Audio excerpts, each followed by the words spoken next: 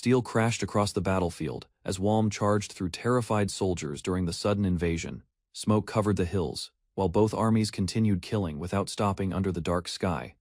Bodies scattered across the ground after the enemy line finally collapsed from heavy attacks. Sweat rolled down Walm's face as he silently stared at the dead surrounding him. Several soldiers approached the wounded survivor, while the exhausted battlefield slowly fell quiet. Walm cut down another enemy soldier after noticing strange movement across the battlefield. Several survivors searched the field, while Walm quietly watched the corpses beside the road. Far away in another world, a television announced the calm weather of an ordinary morning. Takakura Rezu prepared for work while exhaustion covered his face inside the silent apartment. Suddenly, sharp pain struck his chest, and his body collapsed onto the ground below. Then Takakura Rezu's life ended suddenly, and his fading consciousness entered an unfamiliar world. Now called Walm, he slowly accepted his new identity while standing among hardened soldiers. After the battle, Walm regrouped with his comrades near the ruined battlefield covered in bodies. The army discussed the war results while counting the enemies defeated during the fierce fighting. Although others praised him, Walm viewed killing only as another duty forced upon him. Endless war forced Walm to continue living only as another exhausted battlefield soldier. Beside the ruined road, several comrades gathered and prepared to return to the marching squad. Darkness slowly covered the camp while surviving soldiers rested around the quiet fire. Nearby, a drunken veteran proudly boasted about defeating more enemies during the recent battle. Across the camp, unfamiliar warriors appeared and greeted the remaining rookie soldiers calmly. Around the campfire, surviving soldiers argued about powerful skills and unfair battlefield advantages. Meanwhile, Nor carefully listened while discussing Commander Dewey's destructive Warhammer ability. Excited voices praised extraordinary powers, capable of crushing armored enemies during large battles. Unlike the others, Walm quietly wished he possessed strength, capable of changing his fate. Beyond the camp, countless corpses remained scattered across the field, shaped by overwhelming power. During the quiet night, Walm listened while another soldier teased him about lacking special abilities. Calmly drinking beside the barrel, he admitted interest only if such power cost nothing. Nearby soldiers continued discussing magic users, while the camp slowly settled into silence. Unlike the others, Walm viewed magic as something distant, unrealistic, and impossible to reach. Suddenly, laughter erupted across the camp after his unexpected words surprised the surrounding soldiers. Half asleep beside the campfire, Walm ignored the loud voices surrounding the exhausted soldiers. Soon afterward, the veterans explained that far greater battles would begin the following morning. Across the silent camp, everyone learned their next enemy would be the kingdom of Miard. Maps revealed massive armies gathering near Soraya City as tensions between nations rapidly increased. Meanwhile, Walm's unit received orders to advance toward Miard for the Empire's coming invasion. Around the camp, the surviving soldiers reacted nervously after learning they would invade Miard next. Serious warnings spread through the group as veterans prepared everyone for a massive upcoming battle. Soon afterward, blood covered the battlefield, while endless fighting consumed both advancing armies. During the chaos, Walm ignored desperate pleas and continued killing simply to remain alive. Without hesitation, another enemy charged forward while Walm prepared himself for the next attack. Veteran soldiers laughed at Walm after noticing his distracted expression during the recent battle. Through the ruined gate, exhausted troops finally stepped inside the heavily guarded Soraya City. Across the riverside streets, destruction from the invasion remained visible throughout the crowded capital. Later that evening, several warriors searched the city while waiting for tomorrow's military orders. Ignoring the surrounding noise, Walm walked past beggars and prostitutes filling the narrow streets. A starving woman approached Walm and quietly offered herself in exchange for money that night. Without interest, he refused the offer while noticing the miserable conditions surrounding the poor district.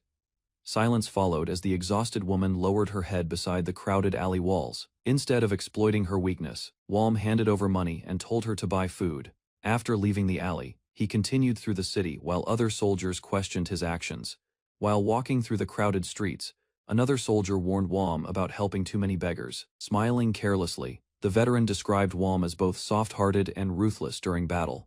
Thoughts about poverty reminded Walm of the small house where he was raised. Back then, farming alone could not support his struggling family or their daily survival. Because of those hardships, Walm chose life as a soldier to provide money for home. Walking through the ruined district, Walm worried his family might someday suffer the same poverty surrounding the city. Nearby veterans explained that Soraya had once been fertile land before years of war destroyed its prosperity. 5 years earlier, the region still belonged to the kingdom of Konoha before Hyzerk seized control. Old soldiers remembered vast fields, abundant food, and peaceful villages that disappeared during constant conflict. Eventually, foreign armies invaded Konoha repeatedly, leaving the kingdom divided and its people devastated by war. Ruined territories and endless invasions eventually transformed Konoha into a broken land filled with suffering. Older soldiers explained that hatred toward Myard and Furkius ran deeper than conflicts with Hyzerk. Quietly listening nearby, Walm treated every coming battle as another enemy he needed to overcome. Later that night, several comrades gathered inside a tavern to celebrate the approaching Myard invasion campaign. Meanwhile, Walm silently ate beside the table while thinking about the difficult battles waiting ahead. Surrounded by warm food and alcohol, Walm briefly enjoyed the rare comfort inside the crowded tavern. Laughter filled the table while drunken soldiers encouraged everyone to continue eating and drinking together. Suddenly, nausea struck Walm, forcing him to cover his mouth as exhaustion overwhelmed his body. An uneasy silence spread across the table while several comrades quietly watched his weakened condition. Outside the tavern, the dark streets reminded Walm that suffering always followed before another war began. Leaning against the wall alone, Walm questioned whether living only as a soldier was truly meaningful. Exhaustion and alcohol clouded his thoughts while he quietly reflected on the life he carried. The following morning, large groups of soldiers gathered inside the fortress before the campaign began.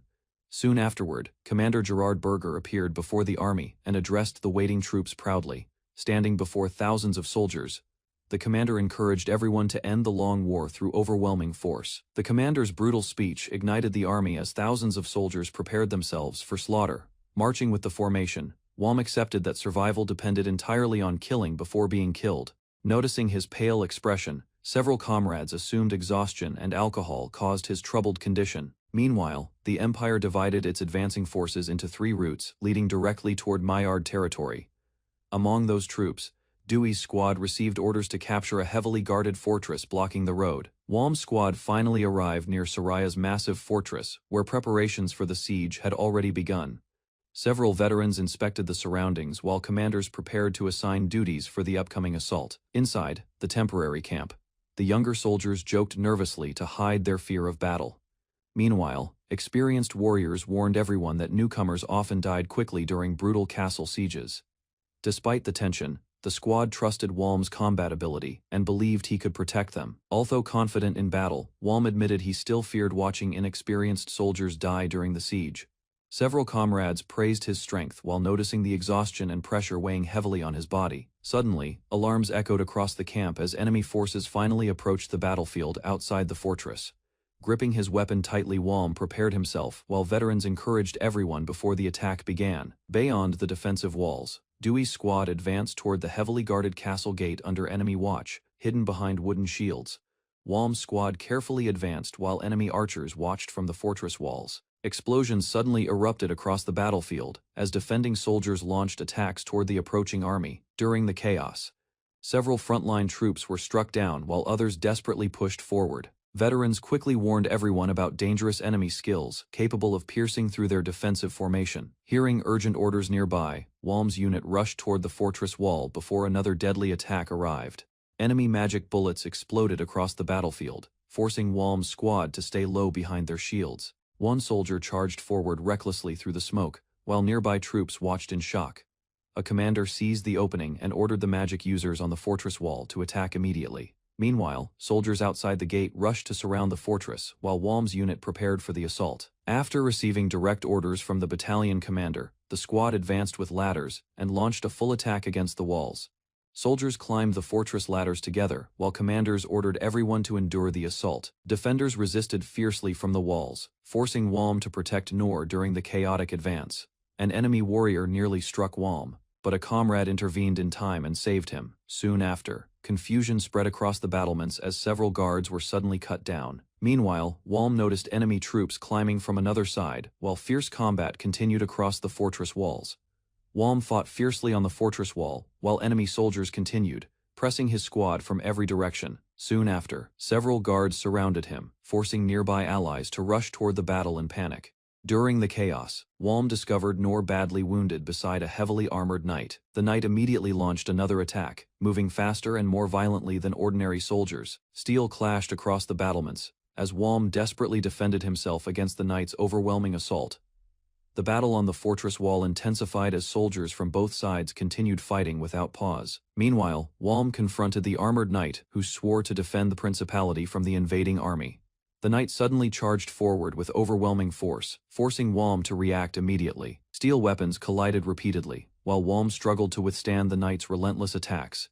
During the fierce exchange, Walm finally countered with a powerful strike that pushed the knight backward. Blood spread across Walm's shoulder after the knight's heavy strike pierced through his defense during the brutal clash. At the same time, Walm realized the commander remained dangerous, while Nor's life was still at risk nearby. Determination hardened inside him, forcing Walm to decide that defeating the armored knight immediately was his only option.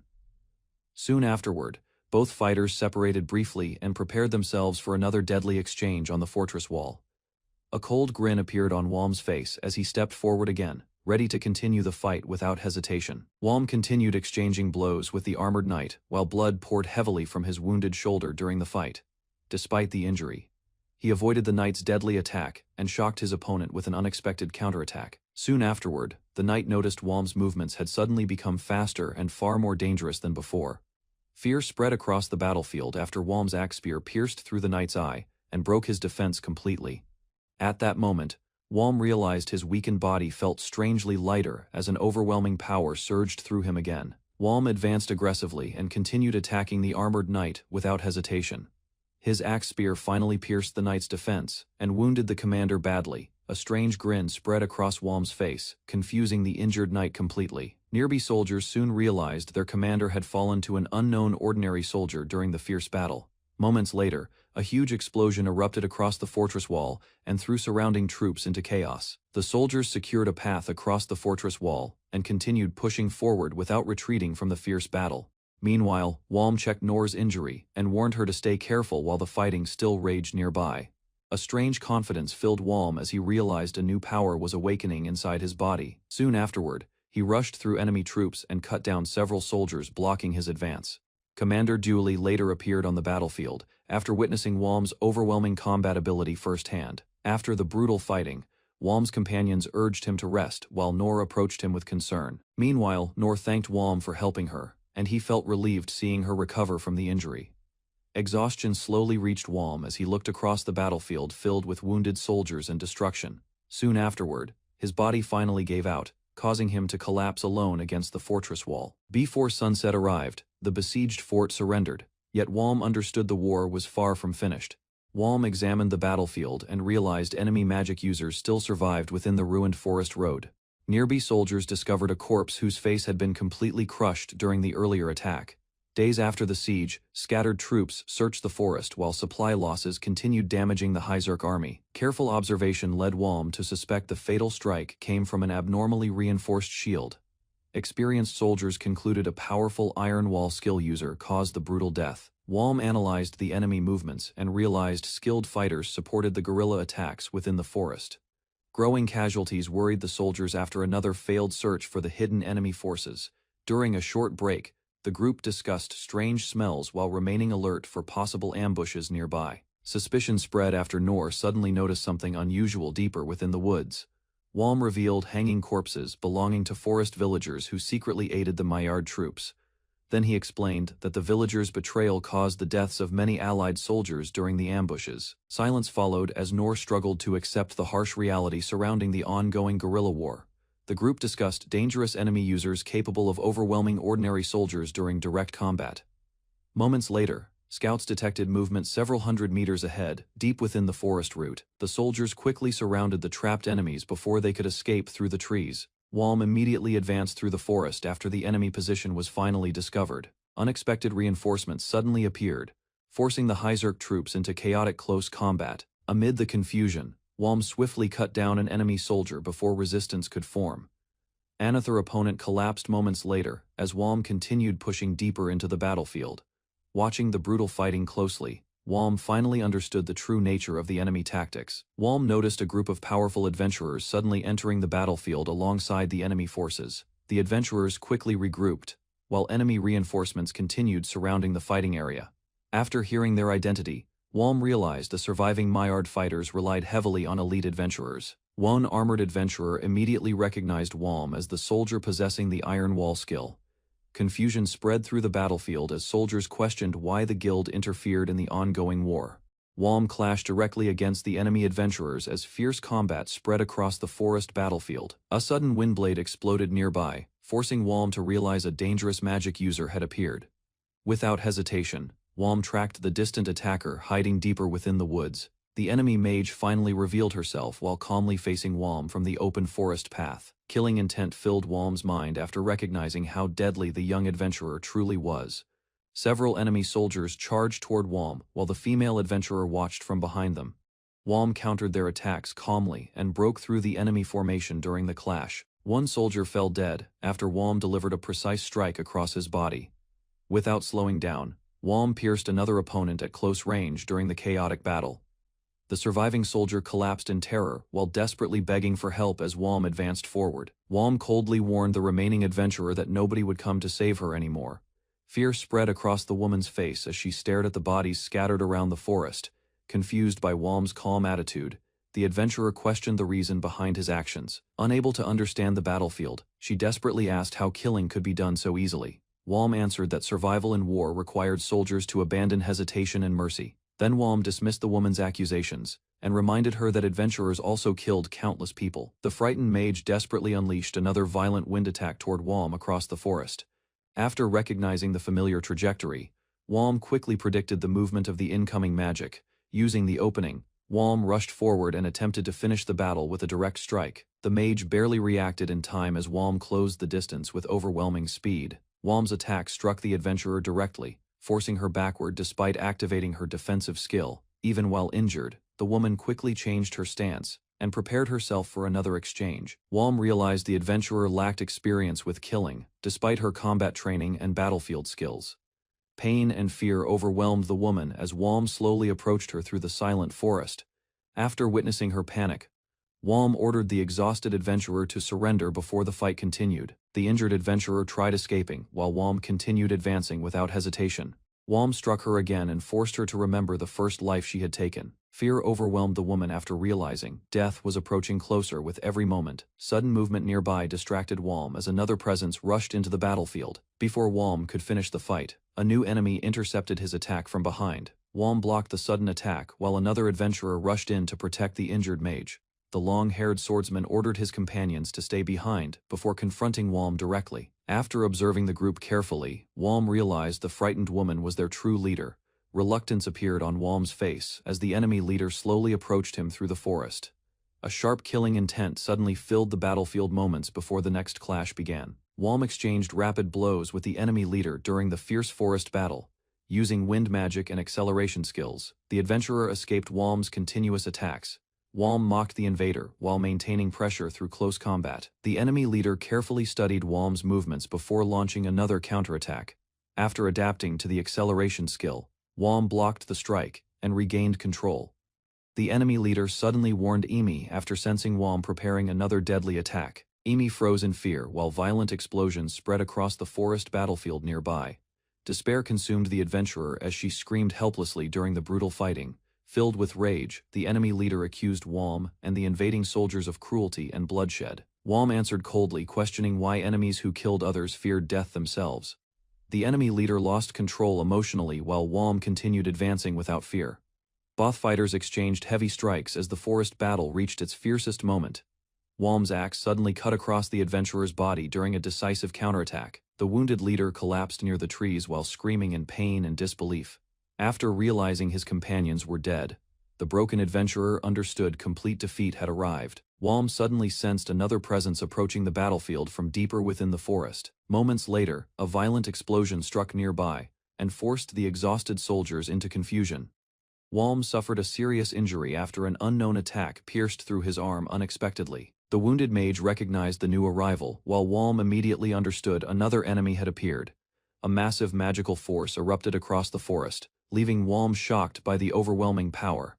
A powerful area attack exploded across the forest, forcing the scattered soldiers to retreat immediately. Thick smoke and destruction spread through the battlefield after the violent magical bombardment ended. Once the chaos settled, Wham realized the wounded mage had escaped during the confusion. The surviving soldiers discussed how the enemy's powerful skill severely damaged her own body. After ending the battle, the Hyzerk troops resumed advancing toward Myard's capital city. Walm reflected that the skilled adventurers could have easily killed his own squad during the battle. Standing alone in the forest, Walm accepted that killing had become necessary for survival in war. Far away, the surviving adventurer cried in fear, while remembering Walm as a terrifying monster. A bald mage approached Walm and offered to guide him during the army's temporary break. Uncertainty crossed Walm's face as he listened carefully to the unusual proposal. Across the quiet riverside camp, soldiers continued resting while Walm considered the opportunity. Interest slowly replaced hesitation after Willett explained his intention to teach magic directly. Their clasped hands transferred magical energy into Walm, allowing him to feel unfamiliar power for the first time while nearby soldiers watched curiously. Other soldiers watched curiously while Walm continued the strange magic training with Willett nearby. A brief joke distracted him, yet Walm quickly regained focus under the mage's instruction. Cold energy spread through their connected hands as magical power slowly entered Walm's body. Willett guided him to imagine flowing water while concentrating carefully on both palms. Drops of water finally gathered above Walm's hand, making him realize he had successfully used magic for the first time. Walm became excited after producing water magic, but Willett judged his mana output as unstable and insufficient. Nearby soldiers reacted with surprise, while Willett explained that Walm possessed a second human well for magical energy. Careful instructions followed as Walm learned water magic consumed less mana than destructive elemental techniques. Willett further revealed that body reinforcement and combat skills also depended on magical power. Scenes from brutal battles reminded Walm that magic and physical techniques were deeply connected on the battlefield. Walm admitted he could not read properly before Willett decided to test his fire magic aptitude next. The lesson continued quietly while nearby soldiers played carelessly with water during their break. Suddenly, Willett sensed dangerous magical movement and immediately focused his attention toward Walm. Flames burst violently around Walm, leaving him shocked as the fire rapidly spread outward. Panic erupted across the camp after Walm accidentally released uncontrolled fire, magic capable of burning everything nearby. The uncontrolled flames spread through the camp, causing chaos while nearby soldiers desperately tried escaping the heat. Fear covered Walm's face as he realized the fire magic had gone far beyond his control. Willett reacted immediately and struck Walm away before the spreading flames could injure everyone nearby. Several soldiers were thrown into the river while others stared silently at the sudden disaster. Exhausted and panicked, Walm called for Willett after finally understanding the danger of his own magic. After calming the situation, Willett confirmed that Walm possessed strong aptitude for dangerous fire magic. One soldier silently observed the aftermath, while the camp slowly returned to normal conditions. A messenger from Allied forces arrived with urgent orders intended specifically for Commander Dewey. The commander reacted seriously after hearing details about the reckless magic training incident. Willett explained that the approaching war would force Dewey's squad to join the main battalion soon. Military leaders gathered at the plains of Re-Ref, believing Hyzerk forces would soon face defeat there. Detailed reports confirmed the enemy army planned to advance directly toward the first stronghold with overwhelming numbers. Lord Farius Winston listened calmly while commanders explained the dangerous battlefield situation before him. Despite the threat, Farius viewed the Hyzerk soldiers recklessly and prepared strategies to weaken their forces. From the overlooking hill, commanders inspected the battlefield carefully and searched for weaknesses within the enemy formation. Farius predicted Hyzerk's strongest cavalry battalion would lead the advance during the coming battle. With confidence, Farius ordered his forces to achieve victory for their king at any cost. As enemy troops finally began moving, Farius prepared himself to destroy both opposing armies together. The battlefield revealed a massive imbalance, with Allied forces greatly outnumbering the advancing Hyzerk soldiers. Armed commanders and soldiers gathered across the field, realizing the long-awaited war had officially begun. Walm questioned why their squad remained inactive even after the fierce battle had already started nearby. A veteran soldier quietly began explaining the dangerous deployment plan prepared before the war. According to the strategy, the Ligurian battalion and Dewey squad would charge together beside Jeff's cavalry force. Shock spread across Walm's face after hearing the reckless plan involving infantry and cavalry advancing simultaneously. Experienced soldiers sensed the mission carried extreme danger, leaving the entire squad deeply uneasy before the attack. Veteran soldiers admitted the strategy was terrible because infantry would be forced to run beside charging horses. The squad explained that anyone slowing down during the assault would be trampled and killed immediately. Attention suddenly turned toward Walm after soldiers mentioned his dangerous power during battle. Commanders believed Walm and Willett could strengthen the battalion, because both possessed unusual magical abilities. Silence followed as Walm looked toward the battlefield, realizing the coming assault would become extremely deadly. Walm stared at the battlefield and wondered whether anyone could survive running beside the cavalry charge. Confusion spread through the squad after the long-awaited attack orders still failed to arrive. Experienced soldiers suspected something had gone wrong, because their commanders rarely misjudged battlefield conditions. Suddenly, Farius's massive main army appeared and crashed directly into the battlefield without warning. Panic erupted immediately after enemy reserve forces advanced toward their position, threatening to wipe out the entire squad. Orders suddenly changed as soldiers were commanded to attack Farius's stronghold, instead of Maillard's forces. Confusion spread across the battlefield, because the new command completely contradicted the original strategy. Before anyone could question further, the cavalry had already begun charging toward the enemy lines. Infantry soldiers immediately followed behind, forcing Walm and the others to run across the battlefield. Determination replaced fear within Walm as he sprinted forward, fully aware the assault could become his death. Heavy breathing filled the battlefield as Walm forced himself to continue running through the deadly assault. The cavalry charge crashed directly into enemy forces, while soldiers understood stopping meant certain death. Walm struggled desperately to fight beside the advancing cavalry after finally reaching the enemy infantry line. A mounted warrior cut down enemy soldiers at full speed, spreading blood across the battlefield instantly. Walm narrowly avoided a deadly attack and continued moving while chaos consumed the entire front line. Veteran soldiers revealed the enemy forces had been successfully lured away from their original positions. The squad learned Hyzerk intentionally acted weak to deceive both allied armies into chasing them. After the diversion succeeded, their true mission became attacking the Farius headquarters directly. Walm understood the entire strategy depended on destroying the enemy command before the decoy army collapsed. Enemy defenders finally appeared ahead, forcing the exhausted soldiers to prepare for another brutal clash. Willett called for Walm as enemy soldiers rushed toward their advancing unit during the assault. Without hesitation, Walm activated his unstable fire magic while charging across the battlefield.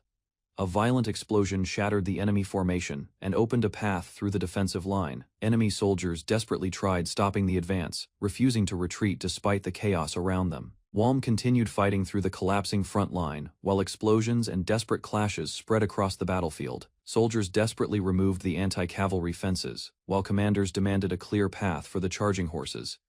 Heavy wooden barriers slowly collapsed as exhausted infantry struggled to drag them aside in time. Sudden explosions shattered sections of the defensive line and created openings across the battlefield. Jeff's battalion shouted warnings while forcing Allied soldiers to clear the road immediately. Armored cavalry finally surged through the open path, advancing directly toward the enemy forces at full speed. Armored cavalry soldiers violently cut through enemy infantry, while Walm watched the brutal charge continue forward.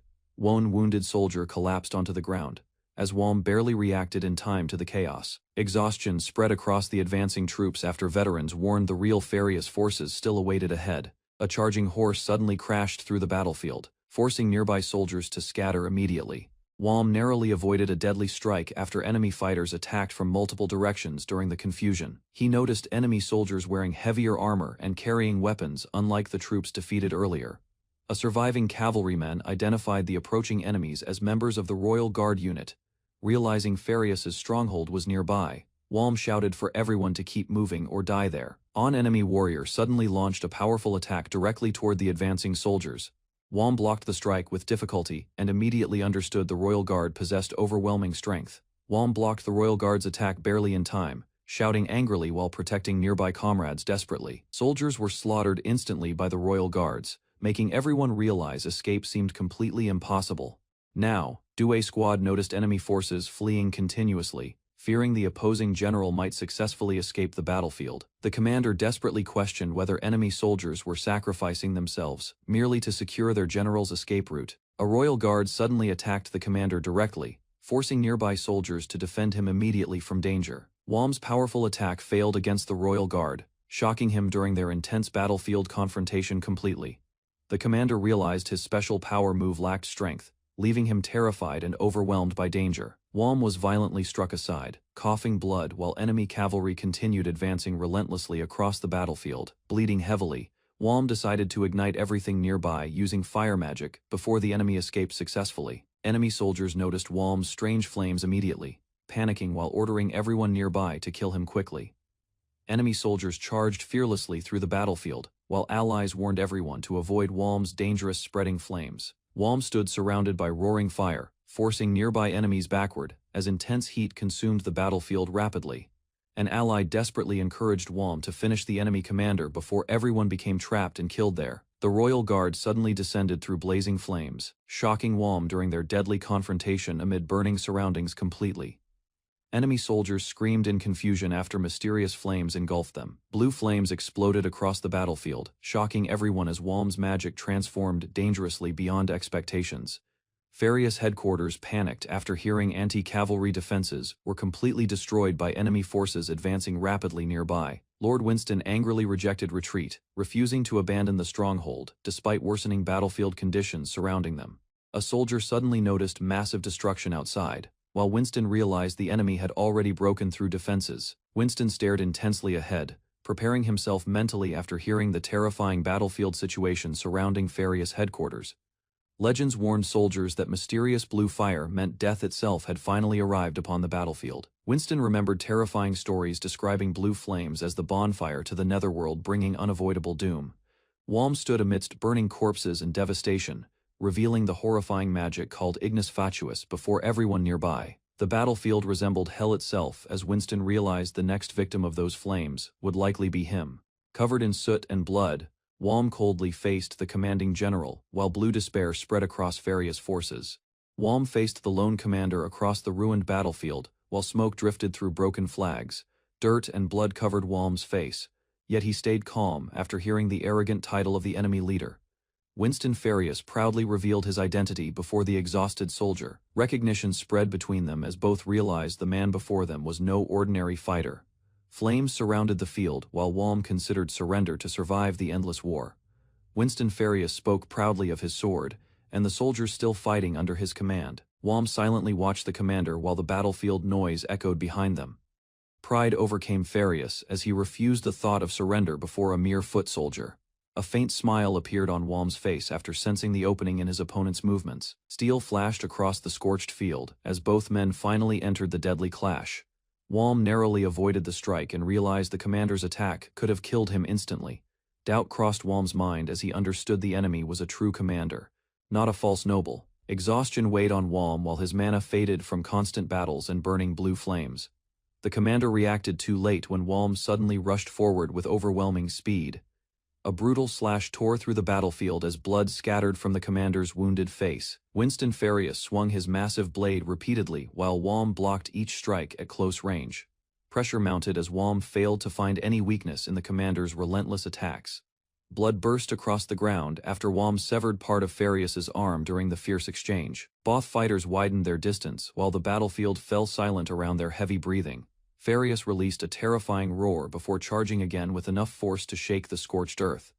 Walm noticed the opening instantly when Farius prepared to throw away his weapon in desperation. The commander stumbled forward as Walm closed the distance without hesitation. Cold determination filled Walm's eyes while his armored hand reached toward the weakened enemy. A violent strike cut across Farius's body, scattering blood over the empty battlefield. Farius collapsed slowly after Walm's blade pierced through his neck and ended the brutal duel. Blood streamed from Farius's neck as he admitted defeat while struggling to remain standing. Silence surrounded Walm while he watched the dying commander with exhausted eyes. Cries echoed across the battlefield after the fall of the Farius commander became known. Desperate soldiers attempted to flee, but pursuing troops quickly chased after the collapsing forces. Fear spread through the survivors when Winston Farius finally dropped onto the ruined battlefield. A surviving soldier suddenly attacked the exhausted Walm from behind after the battle had ended. Without changing his expression, Walm calmly turned toward the fallen enemy soldier. Nearby cavalry troops confirmed the corpse belonged to Winston Farius while introducing themselves to Walm. Praise and rewards were offered after news of the commander's death spread through the army. Fatigue finally reached Walm as his companions gathered around the battered survivor of the battlefield. Walm reunited with his surviving companions while exhaustion and injuries covered the battered squad. Nearby soldiers quietly carried away the bodies scattered across the ruined battlefield. Smoke rose into the sky as the victorious army believed the long war would soon end. Confusion spread through the enemy camp after news of Winston Farius's death reached the commanders. Fear and regret consumed the defeated noble before he finally chose to surrender his nation. A sudden execution struck the surrendering noble before the shocked crowd could react. Hatred erupted among the citizens as they condemned the man who betrayed his homeland. Surrounded by countless weapons, the disgraced noble accepted death while regretting his choices. Silence covered the ruined battlefield after the long conflict finally reached its end. After the war ended, Walm entered the occupied capital while exhaustion still weighed on his mind. Inside the large residence, the victorious soldiers felt uncomfortable among the nobles and officers. Suspicion spread through Walm's group as they questioned the sudden invitation from the Hyzerk army. Uneasy thoughts remained among the weary survivors while they waited for their promised rewards. Servants calmly prepared refreshments as Walm sensed hidden intentions behind the peaceful meeting. The nervous soldiers carefully copied noble etiquette while drinking tea inside the grand residence. Unlike the others, Walm calmly handled the cup as silent attention gathered around him. Memories from his previous life helped Walm appear far more refined than the exhausted soldiers beside him. A faint sense of comfort crossed Walm's face after tasting proper tea again for the first time in years. Confusion spread among his companions as they questioned how an ordinary farmer could behave so naturally. Commander Belga entered the hall while the tense soldiers immediately straightened their posture. Careful silence filled the room as Belga calmly observed the exhausted survivors over tea. Praise was given to Walm's squad after their achievements during the brutal campaign became widely known. Belga spoke highly of the infantry soldiers, while showing particular interest in squad leader Due and Walm. Suspicion crossed Walm's face after the commander accurately described details from his hidden past. Belga revealed knowledge about Walm's blue flames and the mysterious power called Ignis Fatuus. Ancient stories about otherworlders and legendary warriors deepened the tension inside the silent hall. A strange horned mask was placed before Walm, immediately drawing his full attention. Belga explained the mask once belonged to dangerous otherworlders, capable of using the same flames as Walm. Uneasy silence remained as Walm wore the mask, while Belga calmly approved its appearance. A strange sensation overwhelmed Walm after the mask awakened memories connected to his original world. Shock spread through the room when the mask suddenly reacted violently in Walm's hands.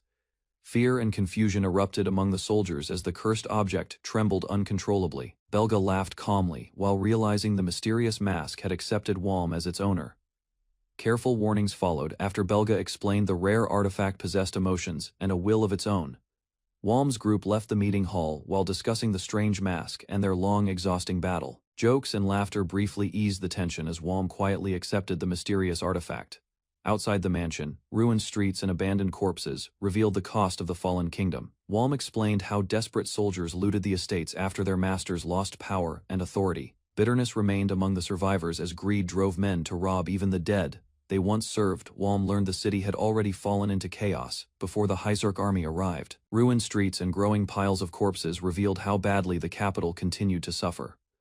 Orders were given to Walm's group to restore order and capture remaining enemy soldiers hiding nearby.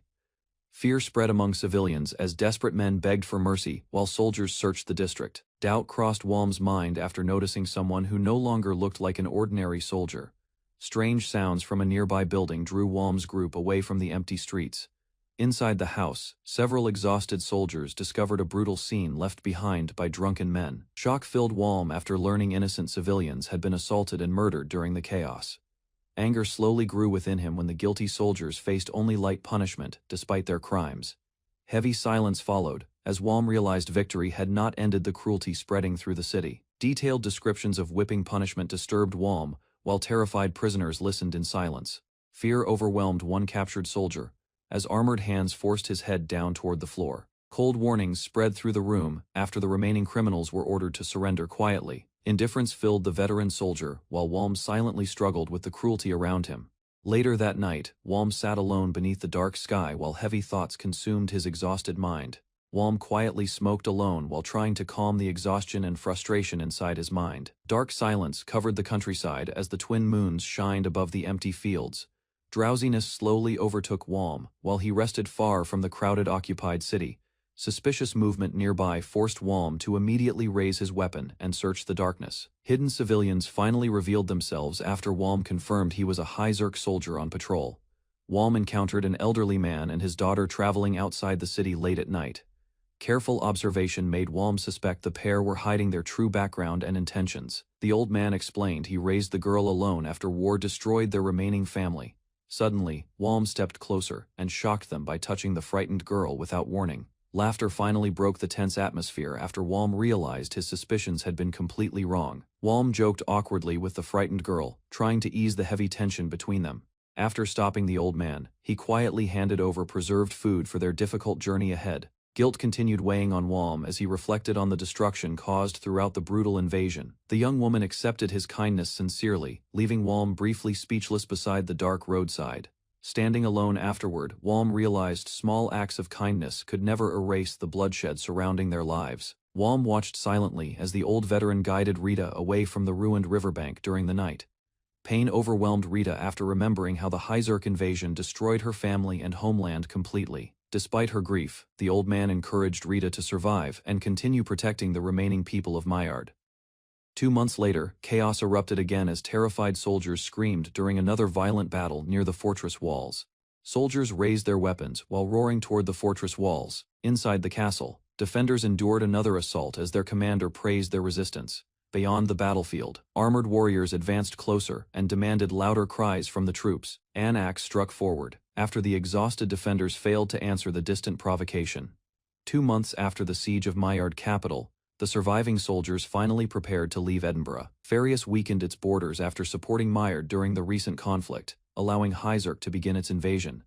2 battalions moved ahead first, forcing nearby villages and towns along the border into surrender. Additional forces later divided into separate groups to surround Farius and prevent counterattacks from reaching the main army. Walm advanced with the second group toward Refin Mine, a strategic border fortress targeted for siege. During the long march, exhausted soldiers shared brief laughter before returning to the harsh campaign. Hyzerk trapped 3,000 Farius soldiers inside mountain forts, protected by steep terrain and strong defenses. Rather than storming the forts directly, the commanders ordered constant harassment to destroy enemy morale first. Each night, the besieged soldiers answered with desperate shouting while the attackers mocked their resistance. As supplies dwindled inside the forts, the waiting soldiers treated the siege like routine work. 2 weeks later, Walm continued training and moving supplies, while endless screams echoed across the battlefield. Walm entered an abandoned tunnel, and learned his unstable fire magic could destroy allies nearby. A mage chose the isolated mine as the safest place for his training. While concentrating underground, Walm imagined flames and activated Ignis Fatuus. The spell burst through the tunnel instantly, surprising him with its destructive speed and power. Afterward, soldiers continued their combat exercises, while Walm silently practiced controlling his dangerous magic. During training, Burrito suddenly overwhelmed another soldier, with overwhelming speed and strength. The defeated fighter struggled to recover, while nearby soldiers quietly watched the brutal sparring match. Burrito mocked his opponent further, after noticing the warrior's hesitation and fading confidence. A heavy strike smashed directly into the soldier's face, ending the fight within moments. After the match ended, laughter spread through the camp, while the exhausted loser collapsed into the dirt. After several days of training, Walm finally gained partial control over Ignis Fatuus inside the tunnel. However, exhaustion overwhelmed his body each time the magic consumed too much energy. He realized the spell could only remain active for 30 seconds before losing stability. Using it longer risked draining his mana completely and destroying his physical strength. Later, Walm returned to camp quietly while his companions waited beside a simple underground meal. Walm used Ignis Fatuus to heat food while resting with the soldiers inside the camp. Although he disliked cooking duties, the others appreciated the warm meals during the harsh campaign. The company believed good food could maintain morale and reduce exhaustion across the battlefield. After tasting the meal, Walm quietly admitted the flavor was surprisingly satisfying. Even so, he reminded himself the magic drained all his mana and could not continue forever. He noticed more Farius soldiers abandoning the forts as the siege continued without rest. Many defenders surrendered after enduring endless harassment and constant pressure from the enemy camp. The attackers mocked the starving soldiers while enjoying warm meals beside the battlefield. Walm imagined the suffering inside the forts, where exhausted defenders rationed their remaining supplies daily. Although the strategy seemed effective, the cruel method gradually left Walm feeling increasingly disturbed. A soldier advised Walm to enjoy his remaining life, while the siege dragged on endlessly. 3 days later, Walm quietly observed the battlefield and continued studying the enemy defenses. Suddenly, massive blue flames erupted across the fortress and destroyed part of the structure. The defenders panicked as the strange fire spread rapidly through the walls and towers. Amid the chaos, soldiers rushed through the fortress searching desperately for the unseen invaders. Walm prepared to eliminate every remaining Hyzerk soldier inside. Before the assault, commanders discussed the fortress terrain and recognized direct attacks would fail. Walm received orders to infiltrate the castle and spread chaos using Ignis Fatuus inside the walls. Although reluctant, he accepted the dangerous mission while another battalion prepared to attack simultaneously. That night, the soldiers finalized their simple strategy beside the heavily guarded fortress. Hidden near the walls, Walm carefully observed the defensive tower chosen as their entry target. Walm accepted the infiltration mission and prepared to create chaos inside the enemy fortress. Under the cover of darkness, the assault team rushed toward the castle walls together. During the advance, Walm received advice about combining wind magic with Ignis Fatuus in battle. The masked warrior then instructed him to practice jumping higher before entering the fortress. Moments later, the squad launched upward across the walls while stunned defenders watched the sudden assault. After infiltrating the fortress, the assault squad immediately killed several guards before the defenders understood the situation. More enemy soldiers quickly reacted, forcing the intruders into violent combat across the narrow corridors. Steel clashed repeatedly as confused defenders shouted warnings while wounded soldiers collapsed onto the stone floor. Without slowing down, the squad pushed toward the defensive tower that controlled the fortress defenses and signals. Moments later, Walm entered another chamber and discovered several resting soldiers completely unaware of the ongoing infiltration nearby. Inside the fortress corridors, the masked infiltrator abandoned stealth and revealed his presence without hesitation. Blue flames from Ignis Fatuus suddenly burst across the chamber and consumed nearby defenders instantly. Terrified soldiers collapsed screaming as the unnatural fire spread rapidly through the crowded fortress interior. Meanwhile, confused guards sensed unusual winds nearby, but failed to understand the growing destruction around them. Soon afterward, additional defenders finally noticed the disaster as burning flames swallowed another fortress section completely. Explosions shook the fortress as defenders hurried across the walls. After discovering the Hyzerk infiltration, confused soldiers watched blue flames consume the stone defensive tower, despite its heavy construction. Meanwhile, archers and guards rushed into formation while panic spread throughout the fortress corridors and battlements. After securing the upper area, Walm's squad noticed enemy reinforcements climbing from the lower passageways. The masked warrior ordered the corridor burned immediately, so the defenders could not retake the captured tower. The masked warrior advanced deeper into the burning fortress without hesitation. Nearby defenders screamed in agony as Ignis Fatuus continued spreading across the stone corridors, uncontrollably. Watching the destruction closely, Walm realized his remaining morals were slowly collapsing during the massacre. Thoughts about murder, suffering, and his previous life overwhelmed him, while bodies burned throughout Edinburgh. In the end, the masked warrior forced himself forward and buried those doubts beneath the battlefield chaos. Accepting his role as a soldier, Walm unleashed Ignis Fatuus deeper into the burning fortress corridors. Soon afterward, defenders across the battlements panicked as the blue flames spread beyond control. Terrified soldiers screamed desperately for help, while explosions and fire consumed nearby sections of the fortress. After counting 30 seconds, Walm realized his remaining mana was nearly exhausted from continuous magic use. Surrounded by flames and collapsing pathways, his weakened body finally collapsed onto the scorched wooden floor. Exhausted from continuous magic use, Walm suddenly encountered enemy soldiers inside the burning fortress corridor. The approaching defenders quickly realized he was responsible for the destructive blue flames surrounding the tower. Instead of retreating, the furious soldiers mocked Hyzerk and blamed them for the siege suffering. Meanwhile, the masked warrior stepped forward, calmly, while enemy troops prepared themselves for another desperate battle. Walm exhausted his remaining magic while facing furious soldiers alone on the battlefield. A horned warrior rushed forward and swung his spear with overwhelming force toward the enemy line. Steel collided instantly as Walm blocked the deadly strike and watched his opponent carefully. The battle turned chaotic when another attack forced both fighters backward in midair.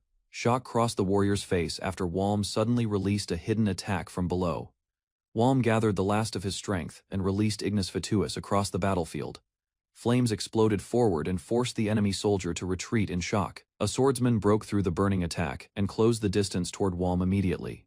Their weapons clashed repeatedly as both fighters searched for an opening during the fierce exchange. Sharp projectiles suddenly surrounded the horned warrior and trapped him from every direction. A violent explosion spread across the battlefield and covered the area with smoke and debris.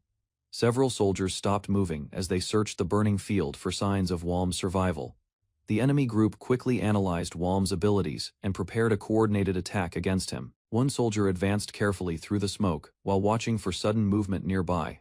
Walm appeared without warning and targeted the fire user before the others could react. Wom avoided multiple attacks while pushing the enemy fighter toward the edge of the battlefield. The horned warrior realized every soldier supporting Wom possessed dangerous combat skill. Several opponents surrounded the warrior and forced him to defend against attacks from every direction. An arrow suddenly pierced through the air and disrupted the warrior's next movement completely. Wom used the opening immediately and drove his attack straight into the enemy's body. One soldier distracted the horned warrior while another fighter prepared an attack from behind. The warrior unleashed Ignis Fatuus again and covered the battlefield with violent flames. Fire resistance weakened the enemy's advantage, forcing the warrior to burn through his remaining magic. A wounded soldier shouted a warning after noticing another dangerous attack forming nearby. Two opponents charged together at the horned warrior and pushed him into a desperate situation. The horned warrior noticed the enemy soldiers risking themselves to protect their wounded comrades. A heavily armored fighter rushed forward and launched a direct assault toward the warrior. Both fighters suddenly stopped after realizing they had entered striking distance at the same moment. The warrior swung his weapon first and forced the armored soldier backward with a brutal strike. Another attack cut across the battlefield, causing the warrior to lose focus for an instant. The horned warrior noticed the enemy soldiers risking themselves to protect their wounded comrades. A heavily armored fighter rushed forward and launched a direct assault toward the warrior. Both fighters suddenly stopped after realizing they had entered striking distance at the same moment. The warrior swung his weapon first and forced the armored soldier backward with a brutal strike. Another attack cut across the battlefield, causing the warrior to lose focus for an instant. The horned warrior rushed forward again and struck the wounded soldier before he could recover. Smoke covered the battlefield as another fighter watched the brutal scene in silence. The warrior stood motionless beside the fallen body while preparing for the next battle. Fear spread across the remaining soldier after realizing he was the final opponent left alive. The wounded fighter faced the horned warrior directly and understood the battle would soon end. Blood burst from the wounded soldier's mouth after the horned warrior landed another brutal strike. The warrior grabbed his opponent tightly and refused to release him during the struggle. A sudden attack pierced toward the warrior from behind while the trapped soldier tried escaping.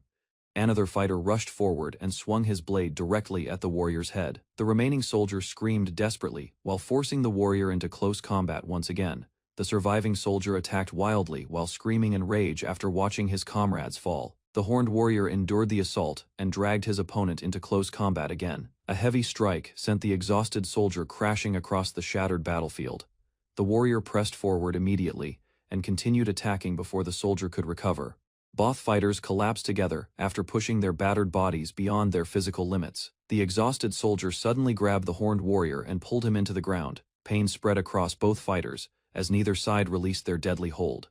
The horned warrior locked his arm around the soldier's neck and tightened the chokehold. Both men struggled violently while their strength slowly faded during the brutal grapple. The warrior forced the hold tighter and watched the soldier weaken with every passing moment. The burned fighter suddenly attacked from behind and nearly caught the horned warrior off guard. Another soldier arrived at the battlefield and checked whether the warrior had survived the fight. The horned warrior thanked the soldier for saving him during the deadly battle moments earlier.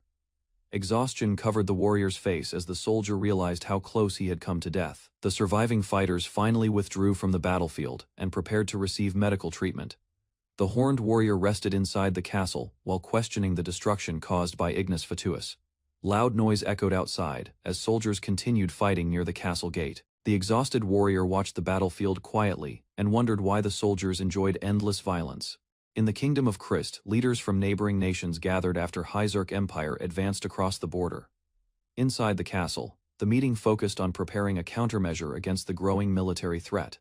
A strange man entered the hall while soldiers guarded every corner of the chamber. Hugo Evans watched calmly from his seat as tension spread among the officials. Suddenly magic burst from his hand and shook the castle walls, leaving the room in silence. Hugo Evans calmly smoked while observing the nervous officials around the chamber. A servant approached and handed him another pipe without questioning his presence. Meanwhile, the rulers of Christ and Farius prepared to discuss the Hyzarch invasion. Barristan noticed Hugo's changed expression and realized the quiet man no longer seemed weak. Before the meeting continued, Hugo shifted his attention toward a mysterious woman among the delegates. Hugo quietly observed Rita Miard after she introduced herself before the gathered delegates.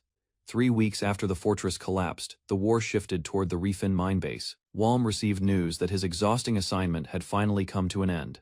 From the hills, he watched Farius soldiers remain trapped inside the mines during repeated attacks. Despite their supplies and numbers, the endless siege slowly weakened both their bodies and minds. The Hyzerk warning forced the remaining forts and mine castle to surrender one after another. After receiving the report, Walm quietly prepared to leave the battlefield behind. He crossed the damaged town where exhausted soldiers slowly returned from the siege. Lines of surrendered Farius troops stood silently while Walm walked past them without emotion. Later members of his original unit welcomed him back after months of brutal fighting. After returning to camp, Walm reunited with Nor and the soldiers recovering from battle injuries. During their conversation, Nor mentioned the brutal attack on the castle and Burrito's condition afterward.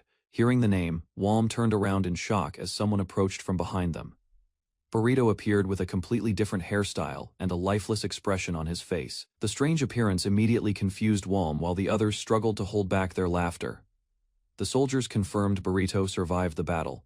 Although his appearance became a constant joke among the group, Walm tried easing the mood while the exhausted unit slowly recovered from the recent fighting. Soon after, new orders arrived as their forces prepared to advance deeper into Farius territory. Far away, representatives gathered once again inside the castle to discuss political matters. During the meeting, Hugo questioned why the Principality of Myard suddenly sent a representative after disappearing for years. Rita explained that Myard still controlled the land of Serta, despite losing most of its territory. Hugo immediately realized the region had become the home of a dangerous lake dragon. The meeting fell silent after Rita revealed the monster had already been subdued months earlier. Attention soon turned toward the warrior, responsible for defeating the massive creature alone. That warrior was revealed to be Walm, a visitor from another world carrying overwhelming power. During the ongoing invasion, a group of Hyzerk soldiers proudly abused their power across the occupied Farius villages. Greed and violence spread wherever they stopped. Once the village had been stripped of valuables, the soldiers prepared to continue toward another settlement. Reports from Myard convinced them no serious resistance remained nearby. Along the road, a massive transport wagon stood quietly beside the damaged buildings as the soldiers carelessly passed through the narrow street. Without warning, the wagon suddenly collapsed and buried several men under heavy debris and shattered wood. Dust covered the battlefield while surviving soldiers realized unfamiliar attackers had launched a planned ambush from hidden positions nearby. The surviving Hyzerk soldiers quickly realized they had been completely surrounded inside the ruined village. Fear spread as movement appeared from every direction through the dust and collapsing buildings. Soon afterward, heavily armed Christ soldiers revealed themselves and blocked every possible escape route around the area. Unable to match the enemy's strength, several Hyzerk troops panicked and abandoned their stolen supplies to save themselves from certain death. Using the confusion and dust as cover, the survivors desperately attempted to flee through the destroyed streets while questioning Christ's sudden arrival. Their retreat immediately stopped after a mysterious young mage appeared ahead of them and calmly demanded their surrender. Reports from the battlefield revealed that 3 Saria battalions had been completely destroyed, leaving hundreds of Hyzerk soldiers missing without a trace. After hearing the news, Walm immediately questioned why retreat support was suddenly being discussed during their planned invasion campaign. Soon afterward, returning soldiers explained that the War Council had received unexpected information from multiple fronts across the region. The commanders then confirmed that Farius, Christ, Liberitua, and the remaining forces of Myard had formed a military alliance against Hyzerk. Silence spread through the camp as Walm and the others realized nearly every nation in the northern archipelago had become their enemy. Inside the camp, Walm and the officers calculated the enemy's growing strength after the unexpected alliance between neighboring nations. The situation became worse as reports estimated more than 20,000 additional soldiers gathering near the border. Soon afterward, commanders confirmed that the combined Allied army already exceeded 60,000 troops, far beyond Hyzerk's original expectations. Meanwhile, Farius officially proposed a 4-nation alliance to coordinate military operations against the Hyzerk Empire. The leaders discussed plans to unite their economies and armies while using Lake Serta as their central strategic region. As the meeting continued, Hugo quietly laughed while Rita sensed something disturbing behind his reaction. Inside the alliance meeting, Hugo listened quietly while the leaders discussed the future of every nation involved in the war against Hyzerk. Meanwhile, Hyzerk commanders prepared a defensive withdrawal toward the Saraveo fortresses, after recognizing the danger of the enemy coalition. Walm later learned that the army planned to abandon the mine and regroup for a decisive battle alongside their allied forces. Although many soldiers feared the overwhelming enemy numbers, the retreat became unavoidable as the situation worsened across the front lines. Before leaving the fortress, Walm noticed smoke rising from the distant mountains, while the army prepared its final resistance. As the retreat continued, Walm learned the army planned to collapse the mine before abandoning the area completely. Soon afterward, officers revealed that every prisoner remaining inside the fortress would also be executed during the withdrawal operation. While marching through the fortress, soldiers discussed how mired forces had already seized nearby castles and enslaved captured civilians. Hearing the reports, Walm quietly understood why the commanders no longer believed compromise or mercy remained possible. In the war later, the defending troops received orders to remain inside the mines and protect the retreating Hyzerk forces from pursuing enemies. As the Allied army advanced toward the fortress walls, Hyzerk defenders desperately tried to stop enemy soldiers from placing ladders along the ramparts. Arrows and falling attacks struck the climbers while defenders pushed several soldiers away from the walls before they could reach the top. Meanwhile, heavy stones crashed across the battlefield and destroyed ladders as panic spread among the attacking troops below. During the chaos, the defenders realized Liberatoa forces had joined the front lines as part of the Four-Nation Alliance assault. The bombardment intensified moments later, forcing wounded soldiers to retreat while others desperately searched for safety behind the fortress walls. The brutal assault continued across the fortress walls as defenders and attackers clashed in close combat. Several soldiers were thrown down from the ramparts during the chaos. While the left wing began losing ground, nearby troops urgently called for Walm to reinforce the collapsing defense line after receiving the order. Walm immediately rushed toward the battlefield while commanders prepared a counterattack against the advancing alliance forces. Inside the fortress corridors, fierce fighting erupted as enemy soldiers broke through and overwhelmed several Hyzerk defenders in brutal combat. Amid the confusion, Walm suddenly sensed danger approaching and carefully watched the enemy movement ahead of him. During the fierce battle inside the fortress, Walm suddenly stopped after sensing a dangerous presence moving through the battlefield at high speed. Realizing the enemy breakthrough could not be stopped normally, he decided to use a powerful ability despite the heavy risks involved. Nearby soldiers immediately took cover as Walm prepared his attack, while the fighting continued across the collapsing defense line. At the same time, enemy troops advancing toward the fortress gate noticed an unusual pressure spreading through the area and became uneasy. Moments later, Walm appeared above the battlefield surrounded by violent energy as the entire fortress trembled beneath him. As Walm prepared his attack, terrified enemy soldiers recognized the destructive fire technique he intended to release across the battlefield.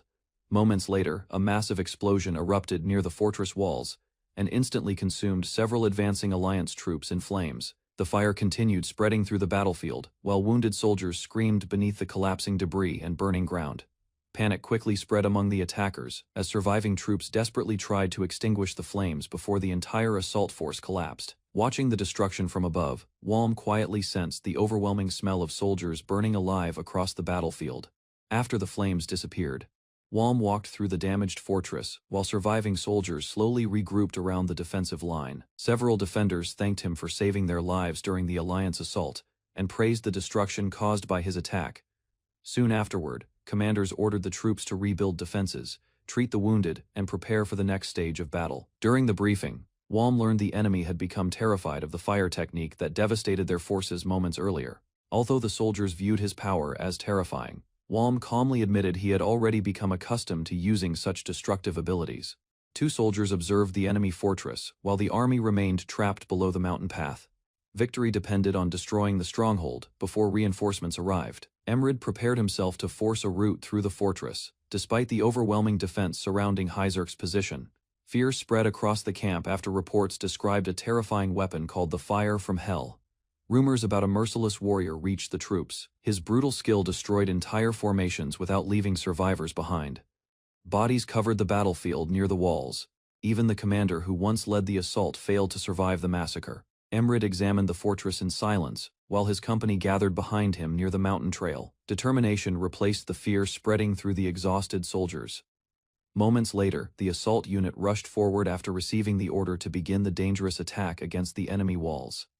Inside the fortress, Walm observed the approaching troops and immediately understood that the planned assault had finally started. The soldiers stopped at a calculated distance and prepared a simultaneous attack, while keeping their formation steady beneath the towering gate. Uneasiness filled the battlefield because the troops knew Ignis Fatuus could destroy entire formations within moments, leaving few survivors behind after the clash ended. The attack finally began after the new company commander replaced the fallen officer from the previous assault. Soldiers charged across the battlefield and rushed directly toward the fortress entrance, while shields protected the advancing formation. Defenders quickly noticed the incoming attack and ordered everyone beneath the walls before the enemy reached their position. Arrows suddenly rained across the battlefield and struck several soldiers before they could safely approach the fortress gate.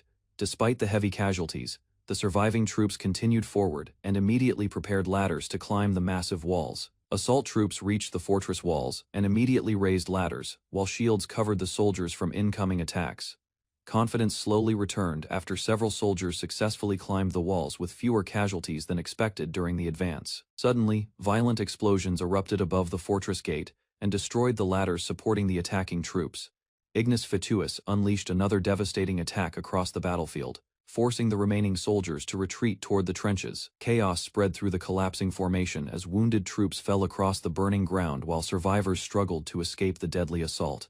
Emrid stared at the burning fortress corridor, after the defenders destroyed their own position without warning to stop the assault. Sweat covered his face as he realized the enemy commander no longer cared about sacrificing soldiers during the battle. Even after witnessing the destruction, Emrid pushed forward and ordered the surviving troops to climb the fortress wall immediately. Large projectiles suddenly crashed onto the battlefield from above, confusing the soldiers and breaking their advancing formation near the walls. Lone massive object landed directly on the fortress wall moments later, forcing Emrid to freeze as fear spread across the battlefield once again. Emrid carefully observed the burning fortress corridor, while confusion spread among the exhausted soldiers near the damaged walls. Soon he realized the enemy forces had already begun retreating after intentionally setting fire to the fortress during the assault. Orders were immediately given to extinguish the flames, while several platoons remained alert for possible enemy movements nearby. A scout quickly returned from the road ahead and reported unusual activity beyond the fortress area. Shock appeared across Emrid's face after learning the enemy had destroyed the military road, before escaping from the battlefield completely. The ruined town fell deeper into chaos as the enemy decided the war against Hyzerk was no longer worth continuing. Retreating soldiers destroyed houses and blocked the roads with rubble to delay anyone chasing behind them. Several workers buried wooden pillars beneath the ground while fires continued spreading across the damaged streets. An exhausted soldier searched for more materials before suddenly noticing the arrival of an approaching platoon commander nearby. Moments later, urgent orders spread through the battlefield, after reports confirmed that Liberatoa forces were rapidly advancing toward the town. The exhausted soldiers finally received orders to retreat after the failed operation left the battlefield in complete chaos and destruction. While escaping through the ruined streets, a young soldier secretly noticed a valuable pouch abandoned among the scattered debris nearby. Rather than returning the item, he quietly decided to keep it for himself, while the retreat continued around the collapsing town. Meanwhile, the remaining troops hurried toward the evacuation route and worried that some soldiers had been left behind during the confusion. After regrouping outside the battlefield, the survivors prepared to abandon the dangerous mining region and continue their long retreat toward safety. The surviving Hyzerk soldiers prepared for the next battle as their forces moved toward Sarajevo Fortress after the failed retreat operation. Meanwhile, the Quadruple Alliance continued advancing across the region while destroying bridges, roads, and mountains to pressure Hyzerk's army. Hyzerk's delaying tactics eventually slowed the enemy advance near Refin Mine and bought enough time for the army to escape safely. Exhausted soldiers finally reached Farius military camp while carrying wounded comrades through the crowded battlefield encampment. Inside the camp, injured troops desperately searched for healers as the surviving soldiers struggled to recover from the brutal fighting. A wounded soldier desperately searched for help after his injured friend continued losing blood inside the crowded military camp. One armored soldier finally promised that treatment would be arranged, giving the exhausted survivor a small sense of hope. After entering the medical area, the young soldier was ordered to leave his weapon behind, before moving further inside the camp. Rows of severely injured soldiers filled the temporary shelter while healers struggled to care for everyone still alive. The wounded man was carefully placed beside the others as nearby medical workers prepared to begin emergency treatment inside the overcrowded infirmary. The wounded soldiers watched in shock as a mysterious healer restored a destroyed arm with powerful healing magic inside the camp. Within moments, every injured soldier brought before her survived, leaving the exhausted survivors overwhelmed with relief and disbelief. The soldiers soon learned that the healer was Sugimoto Iane, one of Christ's legendary heroes known throughout the battlefield. Iane calmly continued treating the wounded, while maintaining a cold expression despite the desperate situation surrounding the infirmary. Grateful survivors repeatedly thanked her after witnessing injured soldiers recover from wounds that normally would have ended their lives. Iane quietly explained that she chose healing magic because she lacked the strength to fight directly on the battlefield. Later, she spoke with Maya, while the wounded soldiers continued receiving treatment inside the crowded military camp. Although praised for saving many lives, Iane still considered herself inexperienced compared to the other heroes beside her. Maya encouraged her to gain more confidence and reminded her that the soldiers deeply appreciated her efforts during the battle. Their discussion soon shifted toward the recent cavalry battle, where many soldiers suffered heavy attacks but managed to survive without severe injuries. After finishing their work inside the camp, Iane and Maya went to meet the exhausted soldiers resting near the tents. The reunited group spoke about the difficult battle, while feeling relieved that everyone had survived the recent fighting safely. Conversation soon shifted toward the enemy cavalry battalion and the dangerous attacks they barely escaped during the retreat operation. Maya later revealed that the Farius army had rewarded them with valuable food supplies for saving important soldiers during the war. Excited by the news, the exhausted heroes immediately rushed toward the camp while nearby soldiers watched the famous Christ heroes with curiosity. The Christ heroes were introduced across the camp, revealing their powerful abilities in healing, elemental magic, and holy combat techniques. Nearby soldiers admired the young heroes and believed they would become essential for supporting Hyserk during the continuing war. While the camp slowly returned to normal, one soldier quietly carried food and walked alone through the forest path. Far away from the others, a serious warrior prepared himself as the conflict between reincarnated fighters and transmigrated soldiers approached its decisive battle. The retreating Hyserk army crossed ruined roads and collapsed bridges left behind after the previous battles across the border region. Exhausted soldiers continued marching through the forest, while quietly admiring the massive defensive structure waiting ahead of them. Soon, the army finally arrived at Sarajevo Fortress, a gigantic stronghold built to defend the surrounding territory from invasion. The fortress stood near the former Miard border and protected an important route leading deeper into Hyserk territory. Because mountains and demon territory surrounded the area, Sarajevo Fortress became a nearly impossible defensive position for enemies to bypass successfully. Sarajevo Fortress became overcrowded as countless soldiers gathered inside the stronghold. After retreating from the brutal battles near the mines, food shortages quickly spread across the camp, forcing many exhausted soldiers to survive on uncooked potatoes during the difficult recovery period. Unlike the others, one soldier secretly used magic to prepare baked potatoes, while avoiding attention from nearby troops. Several companions noticed his unusual meal and watched curiously as he enjoyed food prepared through forbidden magic inside the fortress. The soldiers gathered around Walm soon afterward, surprised by his cooking method while the exhausted camp slowly regained its morale. Walm suddenly panicked after noticing nearby soldiers reacting strangely, while he secretly used forbidden magic inside the fortress camp. A mysterious bald warrior approached him calmly and immediately sensed traces of magic leaking from the freshly baked potato. Fear spread across Walm's face as he realized the stranger understood his connection to Ignis Fatuus and dangerous fire magic. Walm boiled potatoes while marching with the exhausted soldiers. Irritation spread across his face as another companion pushed extra work onto him. Dust covered the ruined road while the troops continued forward. Hunger weakened everyone, yet the smell of warm food slowly caught their attention. Several soldiers noticed Walm carrying cooked potatoes beside his gear. Confusion and disbelief followed him through the marching line. Fatigue overwhelmed the group after days without proper meals. Hope briefly returned as the soldiers imagined eating something hot again. At last, Walm accepted their request and carried the burden together with the others. Walm marched across the ruined land while carrying a steaming pot filled with boiled potatoes. Frustration followed every step as he questioned why he had become the army's cook instead of an ordinary soldier. Warm steam drifted through the marching formation and quickly caught everyone's attention. Exhausted troops turned toward Walm after days of surviving without proper meals. Hungry soldiers surrounded him while throwing jokes and complaints at the strange sight. Even so, their eyes stayed fixed on the pot hanging beside his gear. More men requested potatoes as the march continued through the battlefield. Fatigue weakened discipline faster than enemy attacks. Soon, an entire line followed behind Walm while the army advanced toward another brutal fight. Walm finally accepted payment from hungry soldiers who begged for boiled potatoes during the march. What began as a small favor slowly turned into a strange business inside the exhausted army. Grateful troops enjoyed the rare taste of hot food while smoke drifted through the battlefield road. Walm silently watched them recover a little strength from the simple meal. Soon, Nor spoke with another soldier about hunting skills and surviving outside the camp. Ideas for finding better ingredients quickly spread among the group. Excitement filled Nor's mind after realizing they could earn money by making more food during the journey. Wom immediately became the center of attention again. Their plans suddenly stopped when danger erupted nearby, and the battlefield returned to chaos. The soldiers shouted at Wom after he nearly ruined another batch of potatoes during the march. Even the exhausted troops refused to eat burned food. Despite the complaints, the group continued surrounding Wom while he carried the steaming pot across the battlefield camp. Laughter briefly replaced the tension of war night, eventually covered the ruined fortress as scattered soldiers rested beside small fires. The temporary peace felt fragile among the destroyed walls and silent tents. Later, Wom listened carefully while reports about the enemy spread through the camp. Everyone understood the real battle would soon begin.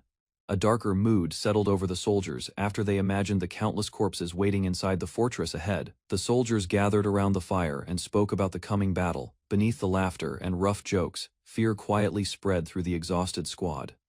Wom listened in silence while the camp slowly settled into the cold night. Everyone understood that many soldiers would never survive the fortress assault ahead. Even so, several men forced themselves to smile and treated the evening like a final celebration before death reached them. Later, Wom watched his companions laugh and prepare for tomorrow's march. Their carefree attitude felt strange against the endless violence surrounding the camp. After the noise faded, Wom sat alone beside the wooden wall and stared into the dark battlefield while smoking quietly through the night. Cold wind passed through the fortress while Wom sat alone on the wooden walkway. Another soldier noticed the heavy expression hidden behind his calm face. Wom quietly smoked while thinking about the endless fighting surrounding the kingdom. Doubt slowly grew inside him as he questioned how long the war would continue. The discussion turned toward victory, yet the answer brought little comfort. Winning no longer sounded certain after witnessing countless deaths across the battlefield. Wom remembered how Hyzerk continued fighting through conquest and force. Endless wars had already consumed entire nations and destroyed countless lives. Despite the fear spreading through the camp, the soldiers still tried convincing themselves the fortress could survive the coming attack. Wom rested beside another soldier on the fortress wall while smoking quietly through the cold night. Later they shared old fruit wine taken from the fortress supplies. Wom immediately regretted the sour taste, while his companion enjoyed watching his reaction. Coughing followed after another drink. Yet the mood between them slowly became lighter. Exhaustion and fear briefly disappeared during their small break from war. Under the dark sky, the two soldiers continued drinking and laughing together on the wooden platform. The peaceful moment felt precious before the next battle arrived. Both armies gathered outside the fortress and raised their weapons before the attack began. Tension spread across the battlefield as soldiers prepared for the coming clash. Soon commanders gave the order to fire without hesitation. The two forces immediately collided and turned the open field into chaos. Arrows and magic rained down across the battlefield while screaming soldiers fell one after another. The ground quickly filled with bodies and broken shields. From the fortress wall, Wom watched enemy troops continue advancing through the smoke despite the heavy losses. The battle showed no sign of slowing down. Later the soldiers moved through piles of corpses scattered across the ruined area. Even surviving enemies remained buried beneath the endless dead. Enemy soldiers climbed the fortress walls, while defenders desperately tried pushing them back. Broken shields and scattered bodies covered the battlefield below. A heavy attack suddenly struck the front line and threw several soldiers aside. Panic spread as wounded men struggled to stand again during the assault. More impacts smashed against the fortress while exhausted. Defenders barely maintained their positions. The constant fighting slowly drained everyone protecting the wall. Wom observed smoke rising from the nearby bastion after hours of combat. Although the enemy had not broken through yet, the situation continued worsening. Soon, soldiers began urgently searching for Wom across the fortress wall. The tense atmosphere made him realize another dangerous task was waiting ahead. A messenger urgently reached Wom during the fortress defense and delivered a direct order from the commander. Enemy troops were close to breaking through the rear line. Despite the dangerous situation, Wom answered with dry humor while preparing to use ignis fatuus again. The surrounding soldiers could only watch nervously. Soon, another soldier guided Wom across the battlefield toward the collapsing defensive point. Smoke and fire covered the area below the fortress walls. Wom quickly realized the situation had become far worse than expected after seeing the enemy advance. Exhaustion spread across the Allied forces as enemy soldiers concentrated on a single weak point. Everyone understood the fortress could fall if the line collapsed. Wom prepared to use ignis fatuus after receiving shields from the nearby soldiers. The defenders immediately understood he was about to stop the enemy advance by force. Standing on the fortress wall, Wom carefully observed the dense formation gathering below. The tightly packed enemy troops created the perfect target for his attack. Flames suddenly erupted across the battlefield and spread directly into the advancing soldiers. Panic quickly replaced confidence as the enemy line collapsed into confusion. Explosions and burning debris tore through the formation, while soldiers desperately tried escaping the destruction. Bodies were thrown across the battlefield during the violent impact. The entire area descended into chaos, as fire consumed the attacking force and shattered their assault. Burning soldiers collapsed across the battlefield after Walm unleashed Ignis Fatuus into the enemy formation. Fire spread rapidly while the defenders watched the destruction below the fortress wall. The flames continued swallowing the battlefield as terrified soldiers failed to escape the explosion. Smoke and burning debris covered the entire area. Standing above the chaos, Walm calmly observed the enemy force breaking apart under the attack. Screams echoed across the battlefield while the surviving soldiers scattered in panic. Behind the demon mask, Walm no longer felt fear or hesitation during combat. The brutal battlefield slowly changed the way he viewed himself. As the fighting continued, Walm fully accepted his role as a soldier created by war. After the enemy assault failed, the commander praised Walm for protecting the fortress line. The exhausted defenders finally gained a brief moment to breathe. Walm quietly accepted the praise while smoke and fire continued rising from the battlefield below. Ignis Fatuus had devastated the enemy formation beyond recognition. Reports soon confirmed that hundreds of soldiers had died or suffered severe injuries during the attack. The Allied army was forced to retreat temporarily after the heavy losses. Surviving enemy soldiers spoke fearfully about the flames that destroyed their comrades. Walm's attack quickly became known across the battlefield. Far from the fortress, the Christ army reorganized its remaining forces inside the damaged military camp. After the battle, the medical camp overflowed with wounded soldiers suffering from burns, fractures, and heavy blood loss. The healers struggled to save everyone as panic spread through the tents. Within a single hour, countless injured men were brought into the camp from the battlefield. Soon, healers discovered that many burned soldiers could no longer breathe properly because the fire had damaged their lungs. Some injuries remained impossible to treat from the outside. Walm carefully observed one dying soldier whose condition suddenly worsened despite treatment. Fear quietly returned as he realized how brutal Ignis Fatuus truly was. The exhausted healers desperately continued working, while more wounded soldiers collapsed across the crowded camp. Pain filled the medical camp as burned soldiers screamed after receiving emergency treatment. The healers worked without rest while more wounded continued, arriving from the battlefield. One healer quietly realized that normal treatment methods were no longer enough for the severe burns caused by the flames. Fear and exhaustion slowly appeared across her face. Despite the hopeless situation, she continued moving between injured soldiers and apologizing to those she could not fully save. The camp became more desperate with every passing moment. Several wounded men begged for help while struggling against unbearable pain and fear of death. Their suffering deeply affected everyone nearby. Even so, the healer comforted the injured soldiers and continued caring for them through the endless night. Inside the overcrowded medical tent, the healers discovered that burned armor and skin had fused together. Maya calmly decided the only way to save the soldier was to cut the armor away. Another wounded man suddenly collapsed nearby while the exhausted healers continued working without rest. The endless emergencies pushed everyone closer to their limits. Maya admitted that her mana was nearly exhausted after treating countless injured soldiers throughout the battle.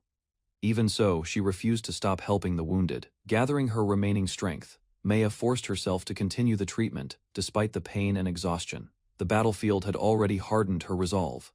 By sunrise, the flow of injured soldiers finally began to slow across the camp. Maya walked past piles of wounded and dead soldiers scattered around the camp. Exhaustion covered her face as another healer noticed she still had not rested. One surviving soldier thanked Maya repeatedly after receiving treatment for his injuries. The battlefield behind them remained filled with smoke and bodies. The injured man recalled seeing the blue flames of Ignis Fatuus and believing he would die. Fear continued spreading among the survivors who witnessed the attack. Maya calmly advised the wounded soldiers to rest and recover their strength after treatment. Despite her exhaustion, she continued helping everyone around her. Later, Maya admitted how deeply the war terrified her, yet she still smiled while thanking the survivors for staying alive. Night covered the battlefield, while soldiers prayed for their distant friends to survive the spreading flames of war. Inside the camp, commanders assigned an important mission to a trusted squad and ordered them to remain calm until the target appeared. Soon, the squad received their true objective: assassinate the user of Ignis Fatuus before another disaster occurred. Commanders discussed the failing siege while the High Zerk army struggled to break the fortress defenses. Confidence inside the camp slowly weakened. Soon after, news arrived that 2 bastions had already fallen overnight. The officers realized the battlefield had suddenly changed. Reports revealed the disaster was caused by a single Hyzerk soldier. More than 100 enemies died during the violent breakthrough. Inside the tent, surviving squad leaders gathered to explain the battle. Walm stood silently while others watched him with unease. Although heavily wounded and barely able to move, Walm personally appeared before the commanders and accepted responsibility for the attack.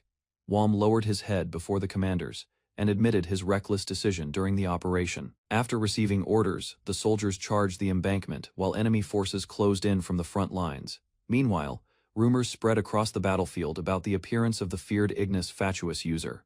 Fear quickly reached the troops. During the chaos, Walm realized too late that the flames had already consumed nearby soldiers and shattered the formation. Severe burns covered Walm's body as countless soldiers died around him. Survivors remained traumatized after witnessing the destruction caused by the attack. During the emergency meeting, the commanders warned everyone that Ignis Fatuus magic could not be blocked through normal military tactics. As the report continued, memories of the battlefield returned to the survivors.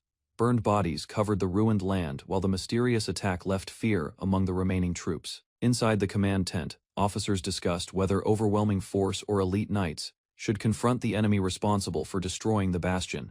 The general ignored reckless suggestions and focused on finding a proper way to lure the dangerous soldier into a controlled battle. Johanna stepped forward and requested permission to handle the mission together with her squad, after receiving the order to kill the Ignis Fatuus user. Walm quietly opened his eyes and listened without emotion. Rainwater soaked the wooden fortress while exhausted soldiers rested carelessly after the brutal fighting ended. Moving through the sleeping men, Walm silently approached one soldier lying near the wall and grabbed him without warning. Panic immediately spread across the room as several soldiers woke up confused and tried resisting Walm's sudden attack. Despite the struggle, he calmly overpowered them one after another. Moments later, painful screams echoed through the fortress while terrified soldiers realized the violence inside the camp had already begun. Bodies covered the wooden fortress after Walm's violent assault during the night. Injured soldiers remained trapped beneath the fallen men and broken furniture. Meanwhile, Walm calmly drank water beside the corpses, while the familiar smell of blood and death spread through the cold air. Soon after, he returned to rest without hesitation. The following morning, commanders gathered the surviving soldiers and ordered them to prepare for another brutal battle. A platoon leader explained that enemy troops would attack from the trenches again, so Walm's Ignis Fatuus magic would be used to destroy them at once. Before the operation began, squad members divided their responsibilities and reminded each other to conserve strength for the coming fight. The squad rushed forward through the fortress while their leaders encouraged everyone to crush the Christ soldiers during the counterattack. From above the walls, enemy fighters suddenly noticed movement as Hyzerk soldiers rapidly closed the distance. Arrows and blades struck across the battlefield, while frightened defenders struggled to react against the fierce assault. Several soldiers fell before they could organize themselves. The attack continued without pause as more enemy troops collapsed under the relentless pressure from the advancing Hyzerk forces. Meanwhile, Burrito provided support from a dangerous position near the wall. Although skilled with a bow, her exposed location worried the soldiers fighting beside her. Burrito unleashed an ice attack from the fortress wall and shattered the enemy assault before nearby soldiers could be harmed. Later, Walm noticed the enemy forces had changed their tactics after countless battles between attack and defense repeated across the battlefield. A village boy guided Walm deep into the forest after noticing his concern about the worsening famine around their home. While walking together, the child explained that the fields could no longer provide enough food for everyone surviving nearby. Soon after, both of them discovered unfamiliar plants growing thickly between the trees and stopped to investigate the area carefully. Excitement spread across the boy's face after they found large amounts of berries hidden throughout the forest. Walm quietly warned him not to reveal the place yet. As they gathered food, Walm noticed birds flying toward another side of the forest and realized even more supplies might exist nearby. The young boy worried about Walm and wondered why he always acted older than everyone around him despite being the youngest. After hearing the concern, Walm quietly apologized, while the child tried cheering him up with playful behavior. Suddenly, distant memories resurfaced inside Walm's mind as he recalled walking alone through a modern city before his reincarnation. Fragments of his former life as Takakura Reizu returned, while he worked endlessly under strict orders and carried constant regret. The memories finally ended with the image of his exhausted body collapsed on the ground, reminding Walm how his previous life had truly ended. Walm accepted that Takakura Rezu no longer existed and quietly faced the memories of his former life before everything disappeared. Soon after, painful memories of death returned as his body crashed into the ruined battlefield beneath the cold night sky. Struggling to breathe, Walm slowly regained consciousness among the rubble and realized one of his eyes could no longer see. After examining the damage, he understood the explosion and burning magic had permanently destroyed part of his face during the battle. Surrounded by countless corpses across the devastated battlefield, Walm silently witnessed the terrible cost left behind. After the fighting ended, Walm wandered through the ruined battlefield and discovered that Hyzerk soldiers had gathered countless corpses into a massive pile. Panic overwhelmed him after recognizing the dead bodies of his comrades buried among the rubble and blood-stained ground. Unable to accept the loss, Walm stood silently beneath the dark sky while grief slowly consumed his thoughts. Scattered weapons and broken equipment covered the battlefield, showing how violently the entire division had been destroyed during the fighting. The realization finally struck Walm as he remembered Nor Burrito, and the remaining members of the Dewey division were all gone. Memories of fallen comrades echoed inside Walm's mind while grief and anger finally burst out across the ruined battlefield. After screaming in despair, he collapsed alone among the rubble and remained motionless beneath the dark sky for hours. Eventually, Walm forced himself to stand again despite the pain covering his burned face and exhausted body. Looking across the destroyed fortress, he realized the battlefield had completely changed after the Great Attack, reduced the area into a graveyard. Far away, faint lights and black flags appeared on the distant walls. While Walm wondered what purpose remained for him after surviving the massacre, Walm discovered that many corpses had their eyes gouged out before death, reminding him of an old story told by his brother Hayes. As he examined the bodies further, he realized the victims had suffered brutal torture long before they were finally killed. The horrifying scene shattered Walm's thoughts, causing him to scream while remembering the countless people he had personally killed during war. Amid the madness, he accepted that battle never followed reason because death could arrive instantly without mercy or fairness. Standing alone beneath the dark sky, Walm finally understood the cruel reality of the battlefield, where soldiers could only kill or be killed. Enemy soldiers noticed movement among the corpses and realized another wounded Hyzerk survivor was still alive on the battlefield. As they approached carefully, Walm remained surrounded by bodies while strange thoughts echoed repeatedly through his mind. Fear and confusion spread among the soldiers, while Walm's memories mixed together with hatred, loyalty, duty, and revenge from endless war. Unable to understand his behavior, the enemy troops assumed he was only muttering in pain and prepared to finish him quickly. The moment they stepped closer, one soldier suddenly froze after sensing something dangerous from Walm. Despite his exhausted condition, one enemy soldier rushed toward Walm after believing the wounded survivor could barely move across the battlefield. Suddenly, the man realized too late that Walm was still fully conscious and prepared to fight back. Ignoring his injuries, Walm swung his weapon with brutal force and pushed the enemy backward through the rubble. The battlefield erupted into violent screams as both soldiers charged directly at each other without hesitation. During the clash, the enemy finally understood the terrifying madness inside Walm. After seeing his damaged face and blood-stained eyes at close range, Walm slaughtered the approaching soldiers and left their bodies scattered across the ruined battlefield. After the fight ended, he remembered the old story about Ignis Fatuus, guiding lost souls through darkness with ghostly fire. Despite the death surrounding him, Walm calmly resumed moving forward while strange thoughts continued filling his mind. Standing among burning corpses and broken weapons, Walm prepared his flames once again and decided to continue fighting across the battlefield. Walm walked through the snowy forest while remembering the soldier who disappeared during yesterday's night watch. Fear slowly grew inside him. Holding his weapons tightly, he crossed the battlefield and finally understood how war destroyed every survivor without mercy. After returning to camp, exhaustion overcame Walm and forced him into restless sleep beside the scattered supplies. Loud screams suddenly echoed outside the tent. Enemy soldiers invaded the camp while frightened troops rushed in confusion. Sweat covered Walm's face as he grabbed his weapon again. Another brutal battle had already begun before sunrise, leaving no time for rest or fear among the surviving soldiers. Walm noticed massive flames spreading from the 3rd Military Circle toward the remaining camps during the night attack. After seeing the strange blue fire, fear crossed his face as he realized the Ignis Fatuus user had appeared again.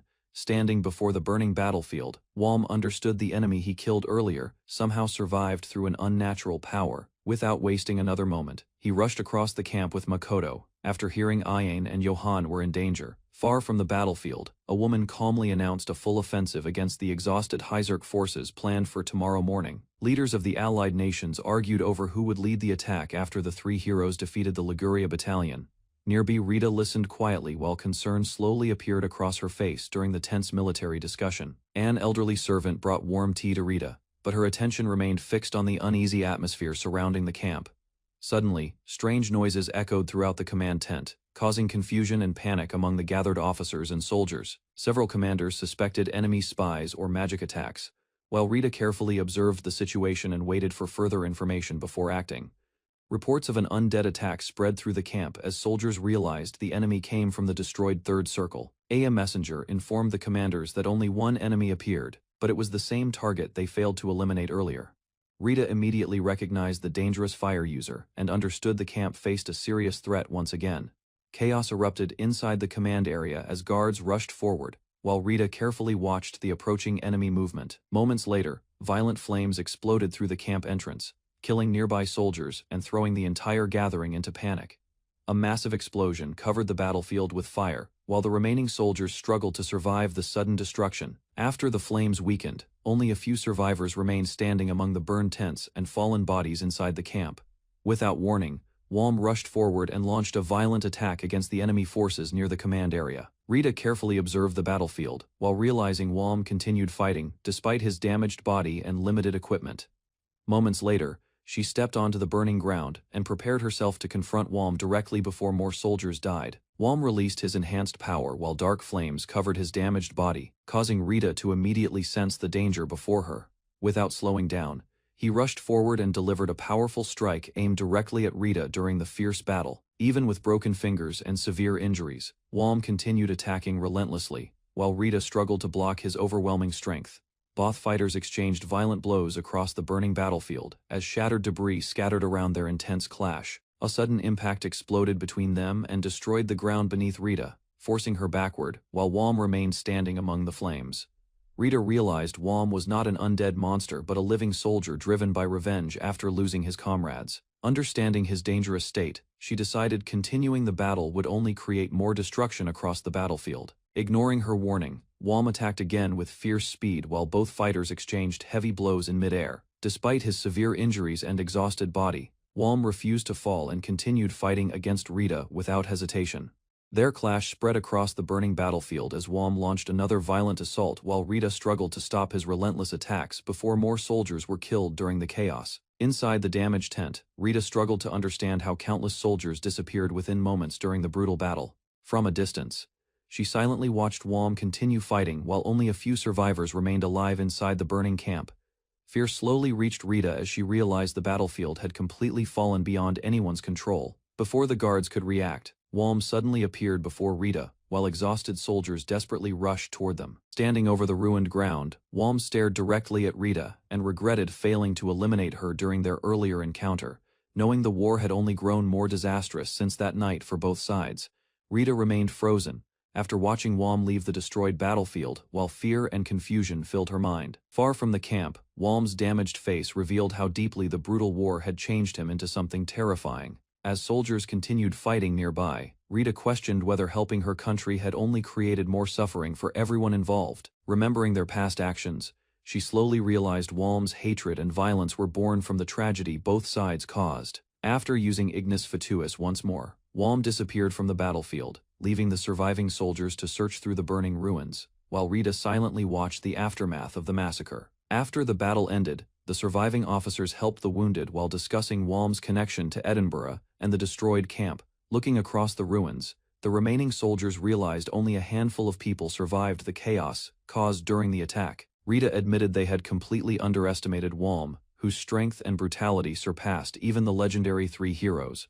Although the battle ended, Rita quietly blamed herself for being powerless during the critical moment that destroyed countless lives. Later that night, silence filled the castle as Rita remained alone inside her room, unable to forget the destruction and fear left behind by Walm's sudden assault on the battlefield. Inside the fortress, a commander reflected on the unexpected defeat of the Liguria battalion and the growing threat facing Christ. Although countless soldiers had died, he accepted that no strategy could return the dead or repair the battlefield losses. Studying maps late into the night, the commander searched for new tactics while considering traps and sacrificial attacks against the enemy. After reviewing the situation carefully, he decided to defend the fort longer while using scorched earth tactics to delay further invasions. Despite preparing another military plan, the commander understood failure would cost him his position, forcing him into isolation far from the capital and the war he once controlled. Late at night, strange tremors shook the fortress windows and interrupted the commander's military preparations inside the room. Concerns spread through the fortress as soldiers rushed outside to investigate the source of the sudden disturbance. From the castle walls, they discovered massive flames consuming the battlefield, while the color revealed Ignis Fatuus had returned again. Realizing Walm survived the previous battle, the commander reacted with excitement instead of fear after recognizing his dangerous enemy. Without hesitation, he ordered every available soldier to move immediately, believing the coming battle would decide the fate of the entire front line before sunrise. The commander pressured his exhausted soldiers relentlessly, believing speed alone could decide the outcome of the approaching battle. Flames consumed the storehouse while soldiers carried water through the burning street. Panic spread. As the fire kept growing, several wounded men were dragged away from the collapsing area. Smoke covered the path as the heat became harder to endure. Walm placed an injured soldier on the ground and examined him calmly. Blood and ash covered his face while the battlefield burned behind him. Another enemy suddenly attacked. Walm reacted first and drove his blade forward without hesitation. After the fight ended, exhaustion replaced his anger. Revenge no longer felt meaningful inside the endless war. Walm stood before the burning city and realized the battle ended in failure. None of the enemy leaders had been captured. Broken ground surrounded him while smoke drifted through the ruined streets. His body weakened from blood loss, yet he continued searching for a way to escape the battlefield alive. Several soldiers rushed around the burning storehouse and searched for the fire mage responsible for the disaster. Fear spread as the flames continued swallowing nearby buildings. Zone soldier eventually found Walm collapsed beneath the smoke and ash. His strength had nearly disappeared after the long fight. Despite his own injuries, the soldier carried Walm away from the flames and deeper into the ruined city. Walm forced himself to stay conscious while leaning against the wounded soldier supporting him. The two soldiers crossed the ruined street together as flames consumed the buildings behind them. Walm quietly reflected on the countless times his companion had protected him during the war. Smoke filled the night sky while guards secured the area around the city. The wounded soldier decided to bring Walm toward the sick bay before anyone noticed his condition. Exhaustion clouded Walm's thoughts as he followed beside the patients. The chaos of the battle finally faded, yet the memory of the slaughter still remained inside him. Both men disappeared into the distance, while silence slowly replaced the sounds of war. The wounded soldier finally brought Walm to the medical camp outside the ruined city. Healers quickly gathered around the injured men while the sounds of battle slowly faded behind them. Inside the camp, Walm requested treatment for the soldier who carried him through the fire. A young healer named Isekai'd approached Walm after hearing about his condition. Her calm expression contrasted with the chaos surrounding the camp. While examining his injuries, the healers discovered severe wounds across his body. Walm realized the woman treating him was one of the summoned heroes from another world. Isekai'd began healing the damaged flesh with overwhelming magic. Walm silently watched the strange power restore his broken body piece by piece. While resting inside the camp, Walm realized how dangerous the enemy healers truly were. A dark thought slowly entered his mind as he considered the future of the war. He understood that the healer hero could become a major obstacle for Hyzerk and the Empire. Despite those thoughts, Walm hesitated after remembering how Isekai'd saved his life without expecting anything in return. The conflict inside him became harder to ignore. After the treatment ended, strength finally returned to his body. Walm thanked Isekai'd while testing the condition of his healed injuries. Isekai'd quietly smiled after completing her work. Meanwhile, Walm hid his growing doubts behind a calm expression. Recovered from his injuries, Walm quietly prepared to leave the medical camp before anyone discovered his identity.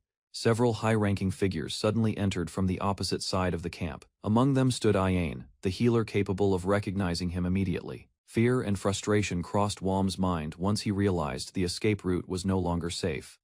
Exposure inside enemy territory would certainly lead to death. Keeping his head low beside the tent entrance, he carefully controlled his breathing while the group slowly approached his position. Sweat rolled down his injured face. With no other path remaining, Walm decided to push forward through the blocked exit before the enemy finally noticed him. Hidden behind the tents, Walm carefully watched the enemy group standing directly along his escape route. One careless movement would immediately expose him. The young warrior nearby spoke confidently about the battle while believing the dangerous fire mage was nowhere close to the camp. Relief spread among the group. Meanwhile, the blonde hero blamed herself for the destruction caused during the attack. Guilt weighed heavily on her as the others attempted to calm her down. Sweat covered Walm's face while he silently moved closer beside them. Every second felt dangerous, yet the ongoing conversation kept attention away from him. Walm finally slipped past the enemy heroes and continued walking toward freedom beyond the medical camp. Only a few steps remained before Walm could escape the camp unnoticed. Nearby heroes discussed the injured fire mage while darkness continued hiding his identity. Suddenly the blonde knight stopped and called out to him directly. Suspicion filled her expression after recognizing something familiar about his appearance. Without losing composure, Walm calmly explained that they may have crossed paths during the earlier fighting near the inner battlefield. His lie successfully eased her doubts. The knight questioned the scars covering his damaged eye and face. Walm blamed enemy magic, while hiding the truth behind a relaxed expression. After a short apology for delaying him, the group finally allowed Walm to continue onward. He quietly walked away before anyone discovered his real identity. The camp exit finally appeared before Walm after his dangerous walk through enemy territory. Suddenly, alarms echoed through the medical camp after reports of a new Hyzarch assault. Soldiers and heroes immediately rushed toward the battlefield entrance. Confusion quickly spread among the enemy forces once they learned Hyzarch troops had already broken through the inner defenses. Panic replaced their earlier confidence. Walm silently watched the shocked reactions around him while the heroes struggled to understand how the attack happened so quickly. Their attention shifted away from him completely. News soon revealed that Hyzarch soldiers used hidden tunnels beneath the burning city to bypass the front lines and launch their surprise attack. Enemy commanders discovered the hidden tunnel allowed Hyzarch troops to enter the inner battlefield unnoticed. Reports showed more soldiers arriving every minute. After understanding the danger, the blonde knight decided to lead the three heroes toward the tunnel entrance to stop the invasion. Several soldiers rushed beside them while the camp prepared for a counterattack against the advancing Hyzarch forces. Walm watched the heroes leave and realized this was his best chance to escape safely. However, letting them continue would endanger many allies underground. Duty overcame hesitation as Walm abandoned thoughts of escape. Silence filled his mind before he prepared to return to battle once again. Thoughts of abandoning the battlefield disappeared after Walm remembered the soldiers still fighting underground. Frustration consumed him before he finally turned back toward the enemy heroes. Without warning, Walm launched himself forward and attacked the blonde knight before the group could react. Shock spread instantly through the narrow passage. The sudden strike forced the heroes backward, while nearby soldiers froze in confusion. None of them expected an attack from inside the medical camp. Walm blocked the escape route and threatened everyone standing inside the corridor. Flames erupted nearby as tension filled the battlefield once again. Recognition finally crossed the blonde knight's face after seeing his scars and weapon clearly. Walm's hidden identity could no longer remain secret. Cold determination filled Walm's eyes after his identity became exposed inside the medical camp. Standing before the frightened soldiers, Walm seized control of the area and decided to use the healers and wounded as hostages. Surrounded by enemy heroes, Walm realized escape was becoming impossible inside the burning medical camp. A dangerous standoff began, as Walm threatened the wounded and healers to delay the enemy advance underground. Time became critical while both sides searched for an opening inside the narrow corridor. Uncertainty spread among the heroes after Walm warned them he would burn everyone nearby if forced further. Ignoring the threat, the blonde knight prepared to attack before Hyzarch forces could secure complete control of the battlefield. Walm warned the enemy heroes that most wounded soldiers inside the camp could not survive another outbreak of demon fire. Anger spread through the corridor after the blonde knight condemned his actions. Walm immediately reminded them that war had already turned everyone equally cruel. Before the situation stabilized, one hero suddenly moved to seize Isekai'd and end the standoff by force. Chaos erupted inside the medical camp. Walm reacted instantly and released demon fire toward the attacker, while nearby soldiers panicked at the sudden escalation. The tension briefly stopped after another hero entered the corridor and discovered the dangerous conflict unfolding among both sides. Walm focused on the blonde knight after realizing she remained the greatest threat to Hyzarch forces inside the battlefield. Demon fire rapidly spread across the corridor and forced the enemy heroes away from the wounded soldiers nearby. Silence briefly filled the burning camp while Walm watched the flames continue consuming everything around him. Hatred and exhaustion overwhelmed his thoughts as the battle dragged on without end. Frustration slowly replaced his remaining restraint. The standoff suddenly collapsed after another violent clash destroyed part of the medical camp. Debris scattered everywhere while both sides prepared to continue fighting. A powerful commander suddenly entered the ruined medical camp and positioned himself between Wom and the enemy heroes. His arrival immediately changed the battlefield. Without hesitation, the commander launched a devastating attack that hurled Wom across the corridor with overwhelming force. Blood scattered as the impact shattered nearby debris. Shock spread across the heroes after witnessing the commander overpower Wom so easily during the clash. Realizing the sixth circle would soon collapse, the commander ordered the heroes to escape immediately while he remained behind. Although reluctant to retreat, the blonde knight finally obeyed the command and withdrew with the others from the burning battlefield. The commander realized Wom survived the earlier attack and acknowledged that his enemy possessed dangerous hidden abilities. Refusing to retreat, Wom declared he would never allow the knight and 3 heroes to escape the battlefield alive. A fierce clash erupted between both fighters as blades collided repeatedly across the ruined corridor. Wom quickly understood the commander possessed overwhelming strength equal to High-Zerk captains. During the exchange, the commander suddenly grabbed Wom's weapon and locked his movements completely. Panic crossed Wom's face after losing control of the fight. Without hesitation, the commander drove forward with crushing force and struck Wom directly at close range. Wom narrowly avoided the commander's relentless attacks after realizing his opponent never lost strength or concentration during combat. While defending himself, Wom analyzed the commander's fighting style and understood he faced an experienced warrior far stronger than ordinary soldiers. Terrified survivors watched both fighters clash across the ruined medical camp as flames continued spreading around them. Despite the chaos, Wom still tried avoiding unnecessary harm to the wounded medics who once treated his injuries. A sudden counterattack finally allowed Wom to strike back, but the shallow wound failed to stop the commander's advance. A wounded soldier screamed after getting caught between the violent attacks exchanged inside the ruined medical camp.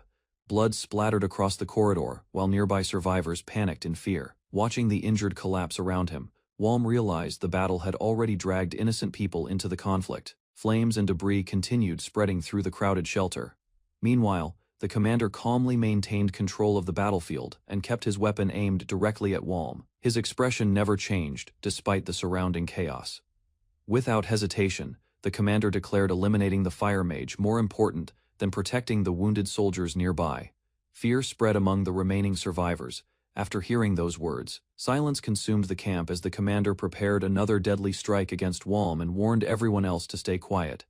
The commander struck Wom directly and drove him across the ruined medical camp with overwhelming force. Blood scattered as nearby soldiers watched in fear. While Wom struggled to recover, the commander exposed the weakness behind his actions and condemned his unstable judgment during battle. Another brutal exchange erupted moments later as both fighters launched attacks without hesitation. The clash shook the collapsing corridor around them. Controlling both the battlefield and the frightened soldiers, the commander steadily pushed Wom into a worse position during the fight.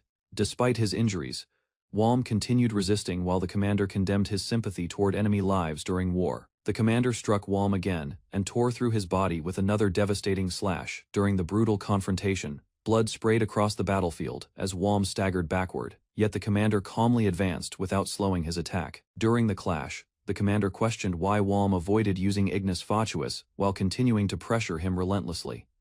A sudden strike pierced the commander's armored hand, forcing him to realize Wom had secretly prepared a counterattack. Taking advantage of the opening, Wom rushed forward and revealed the entire exchange had been a carefully planned trap. Wom continued attacking despite his injuries and forced the commander into another violent clash at close range. A heavy strike shattered the ground beneath them, but the commander suddenly realized his opponent had disappeared again. Confusion spread across the battlefield as wounded soldiers unexpectedly surrounded the commander from every direction, unable to swing his sword freely. The commander discovered Wom had secretly used the injured troops to restrict his movements. Blood covered the battlefield, while Wom revealed that every action and sacrifice had been part of a carefully prepared trap. The commander realized the wounded soldiers and battlefield chaos had limited his movements throughout the entire fight.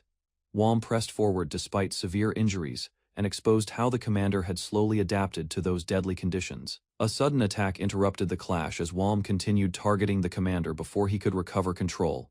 Flames burst across the battlefield after Wom finally unleashed his hidden power during the critical moment of battle. Fury consumed Wom as he launched his strongest attack yet, determined to destroy the commander once and for all. Wom defended himself with his damaged shield, while continuing to pressure the commander during the fierce exchange. Johann suddenly entered the battlefield and interrupted the commander's attack, before Wom could be overwhelmed. Together, they launched a coordinated assault and prevented the commander from regaining control of the fight. Exhaustion spread across Wom's face, yet he remained determined to stop the commander no matter the cost. As the battle intensified again, Johanna carried Wom away after realizing Ain was still trapped inside the burning area. Wom attempted to leave the battlefield quietly after surviving the brutal fight, but Ain immediately noticed his condition and stopped him before he disappeared into the ruins. Moments later, armed soldiers surrounded Wom after mistaking his stolen armor and suspicious appearance for an enemy infiltrator hiding among the survivors. Rather than resisting, Wom explained that he disguised himself as a Philius soldier during the battle to avoid being killed before rescue finally arrived. The newly arrived troops quickly realized Wom was the injured warrior responsible for helping their forces reclaim the battlefield against overwhelming enemy pressure. After hearing the Sixth Circle had fallen, exhausted soldiers regained hope, while Wom encouraged everyone to continue pushing forward together. After the battle ended, Wom rested among the survivors while admitting his powers were completely exhausted from the intense fighting. A brief moment of relief appeared on Wom's face as he quietly recovered beside the ruined battlefield. Another soldier approached curiously and spoke with Wom about the legendary Ignis Fatuus power he once used during combat. While the four-country alliance neared collapse, Hugo remained calm inside the fortress and quietly observed the growing chaos. Soon after, Hugo celebrated the defeat of several heroes and mocked the alliance for falling into his trap so easily. Meanwhile, Wom finally regained consciousness inside Sarajevo Fortress after surviving the recent battle and severe injuries.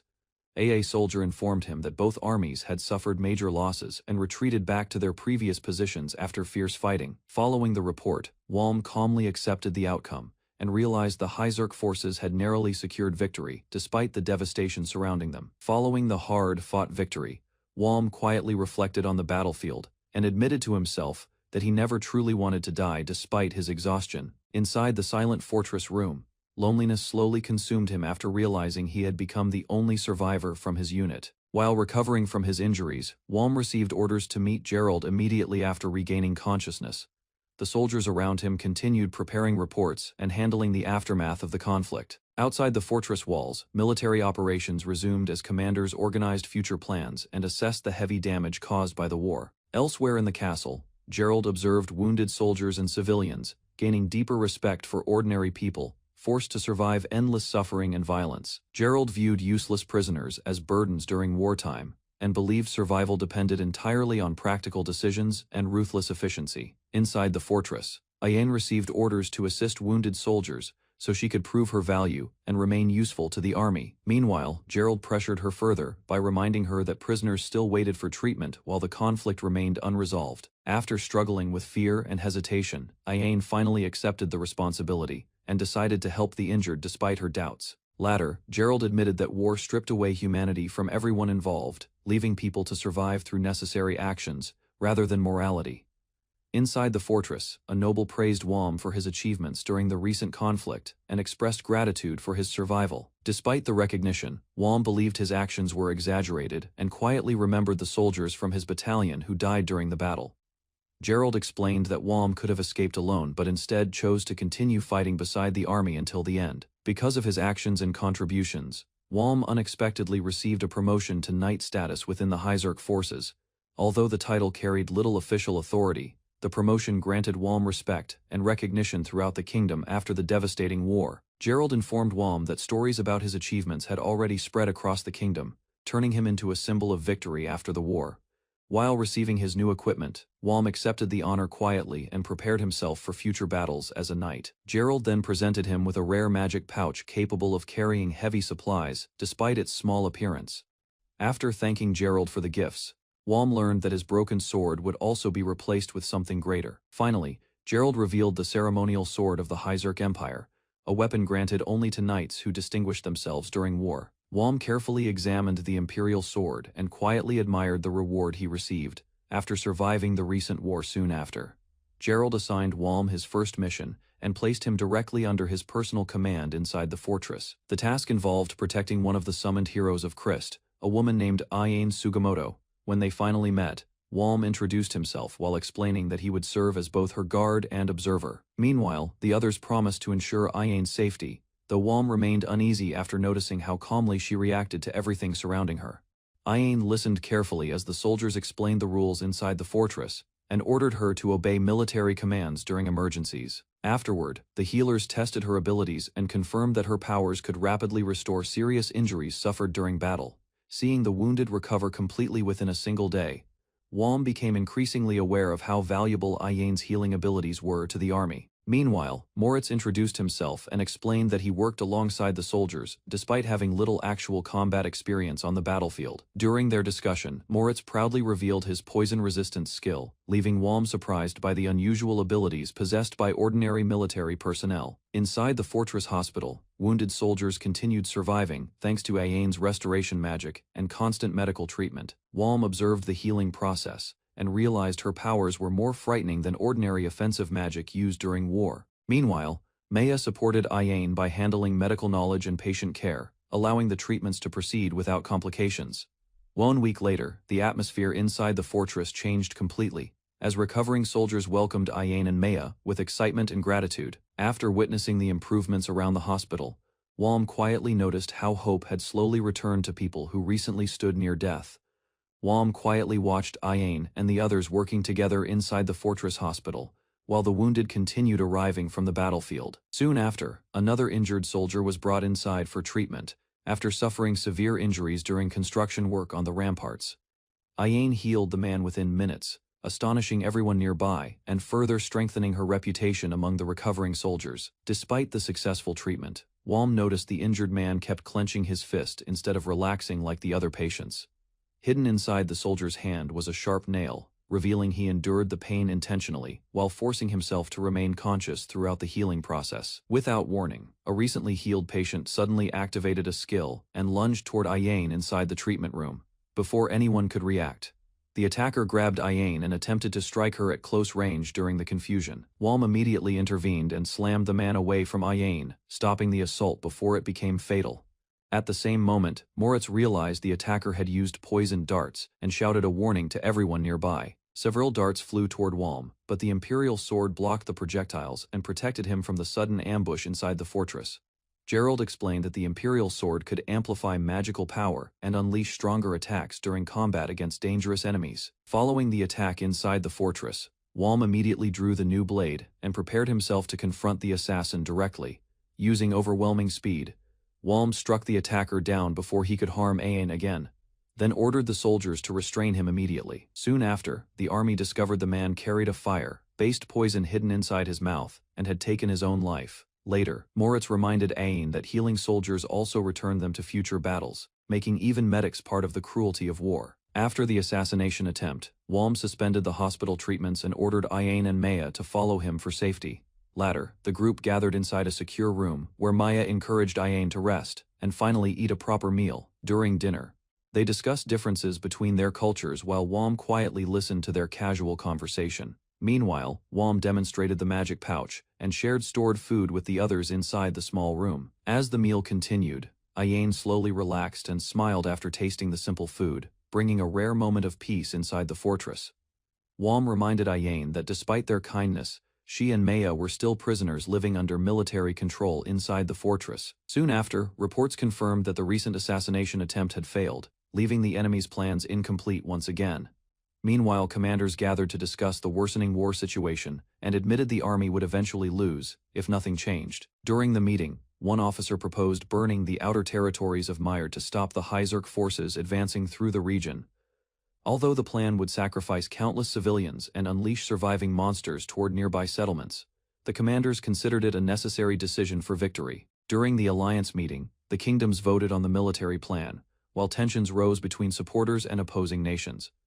Survivors in the Great Medical Territory thanked a mysterious figure for rescuing them from the surrounding chaos and destruction. Far from the meeting, Lethia continued helping Myr in secret, while dangerous creatures gathered deeper within the territory's dark caverns. A peaceful morning surrounded the village while the girl stayed beside her beloved mother near the glowing forest. Sudden screams shattered the calm. Fear spread quickly as villagers realized death was approaching their homes. Monsters invaded the area near the fortress, and destroyed everything along their path. Desperate people attempted escape through the darkness. While running through the chaos, the girl noticed a strange presence ahead and slowly stopped moving. A giant creature appeared before her as other monsters surrounded the ground. Instead of resisting, she stared silently at the terrifying being. Monsters flooded the destroyed village and hunted every survivor hiding beneath the collapsing ruins. Helpless people were dragged away while desperate screams echoed through the night. The young girl suffered unbearable pain after the creatures caught her. Blood covered the ground as her body weakened, yet her fading mind continued searching for her missing mother. Beyond the ruined settlements, emergency reports arrived at the eastern fortress. Military officials learned that thousands of monsters had suddenly appeared across multiple territories. Confusion spread inside the command center as officers received news about fallen cities, massive casualties, and security forces unable to stop the invasion. An older commander recognized the disaster immediately and realized the continent was facing another great rampage. The demon territory collapsed under heavy damage, causing countless demons to lose control and destroy everything surrounding them. Entire areas disappeared beneath endless flames and chaos. Inside the fortress, commanders discovered the rampage had already spread across neighboring regions. Thousands were dead while border defenses continued collapsing under monster attacks. Military leaders argued over abandoning Sarajevo fortress and retreating toward the capital. Fear grew as reports warned that more territories would soon fall. The older commander silenced the room and ordered immediate movement. Every decision made from that moment would determine the survival of the Hyzerk Empire. After understanding the scale of destruction, the commander realized nobody would truly win this catastrophe, while terrified survivors waited helplessly for the approaching disaster. Refugees filled the southwest main road after losing their homes to the monster invasion. Exhausted survivors could only continue moving towards safer territory. One young woman struggled to accept the destruction surrounding her. Fear and confusion slowly overwhelmed her weakened mind during the retreat. Unable to endure the pressure any longer, she completely collapsed into despair. Guilt consumed her thoughts as panic and self-hatred destroyed her remaining sanity. The refugees finally reached the royal capital, but terror followed them into the city. Survivors feared the monsters would eventually reach the castle as well. After witnessing the suffering directly, the king realized official reports never reflected the true horror experienced by ordinary people during the catastrophe. During the council meeting, military leaders believed the monsters would remain near Hyzerk territory, but the invasion spread far beyond their expectations. Across the ruined capital, endless slaughter unfolded before the king's eyes as soldiers and civilians were torn apart inside the collapsing city. Regret slowly consumed the surviving commanders after they understood their revenge, and hatred had only worsened the growing catastrophe. Meanwhile, madness spread among the remaining survivors, while the Filius Kingdom and the Four-Nation Alliance completely collapsed beneath the disaster. By the end of the battle, silence covered the devastated plains where countless corpses remained abandoned, and only a handful of survivors continued their journey.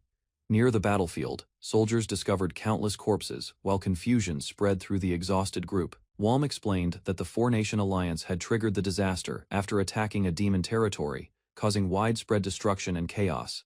Suddenly, goblin riders launched an ambush against the convoy.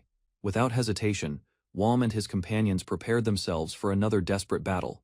Walm dropped to one knee after exhausting himself during the brutal battle, yet enemy soldiers continued rushing toward him without stopping.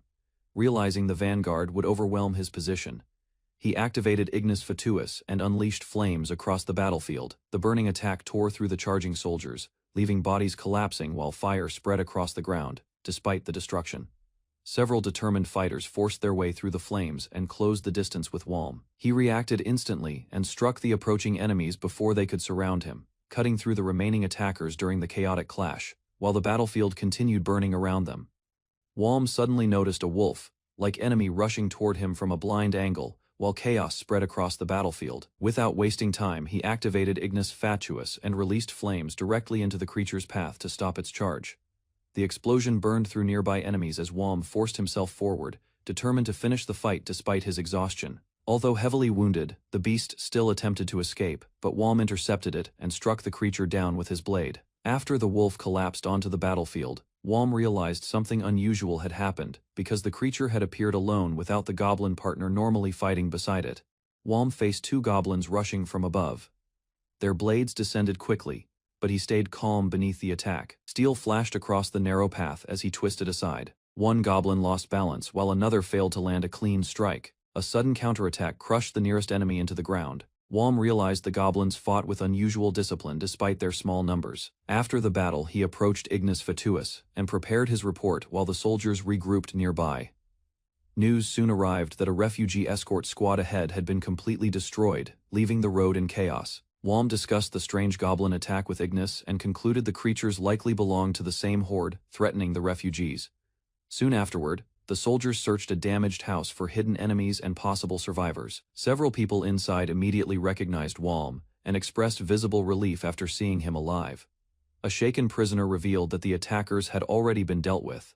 Wom silently studied the survivor's expression while deciding whether the story could be trusted completely. During the march, another soldier suggested teaching mounted combat to Wom. He calmly refused the offer despite admitting his lack of experience. Scattered traces along the forest road confirmed the enemy force had moved through the area only recently. Wom discovered a road covered with corpses from both humans and goblins. The destroyed refugee convoy suggested the horde's main force had already moved through the forest. Closer inspection revealed massive bite marks and strange claw prints around the bodies. None of the soldiers recognized the creature responsible for the attack. While the others discussed possible monsters, Wom ordered the corpses cleared from the road so the wagons could continue moving safely. Several soldiers prayed for the dead as Wom carried bodies aside himself. The remains felt unnaturally light, increasing his uneasiness about the massacre. Without warning, a mounted figure suddenly crashed toward Wom from above, forcing him into immediate action. Wom noticed enormous clawed tracks near the convoy ruins before a sudden warning echoed through the forest. Realizing an ambush had already begun, the soldiers immediately prepared for battle. A massive dragonoid wyvern burst from the trees and charged directly toward Wom. Its size and speed shocked everyone nearby. The creature swept across the battlefield with enough force to destroy the ground beneath it. Wom barely avoided the attack while searching for an opening. Chaos spread among the escort unit as the wyvern attacked unpredictably from different directions. Wom ordered the soldiers to keep moving to avoid becoming easy targets. Within moments, another soldier was devoured before anyone could react to the monster's speed. Wom stepped forward alone and provoked the dragonoid wyvern, drawing its attention away from the scattered soldiers behind him. The monster charged violently through the forest, smashing the ground apart while Wom narrowly escaped its claws and jaws during the assault. Seeing the creature remain on the ground, Wom prepared to use Ignis Fatuus.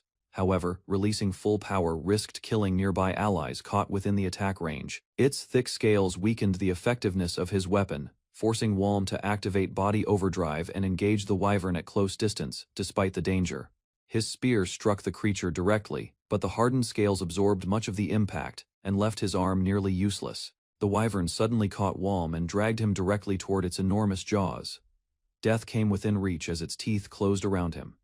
At the last moment, Wom released Ignis Fatuus at point blank range. The explosion engulfed the creature and forced it backward through the forest. Even after enduring his strongest attack, the wyvern survived with only scorched scales covering its body. Wom realized ordinary strikes would never finish the monster. The wounded creature turned all of its attention toward him and launched another violent assault across the battlefield. Wom struggled to evade while conserving his remaining strength. As exhaustion spread through his body, he understood he had already used nearly everything he possessed. Wom continued dodging the wyvern's relentless attacks while searching desperately for a weakness. Every strike shattered the ground around him and left little room to escape. Nearby soldiers watched the battle with fear and guilt as more men died during the struggle. One survivor remembered Wom's past kindness and felt ashamed for feeling relieved the dead man was not himself. Those emotions slowly turned into determination. The frightened soldier decided he needed to prove his own worth on the battlefield instead of hiding behind others. Meanwhile, Wom pushed his battered body forward and continued fighting harder than anyone else despite his injuries.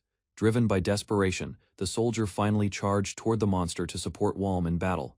The wyvern suddenly paused in front of Wom after its continuous assault across the battlefield. He immediately realized the opening might disappear within seconds. Behind him, the surviving soldiers shouted encouragement after recognizing Wom had protected them from certain death.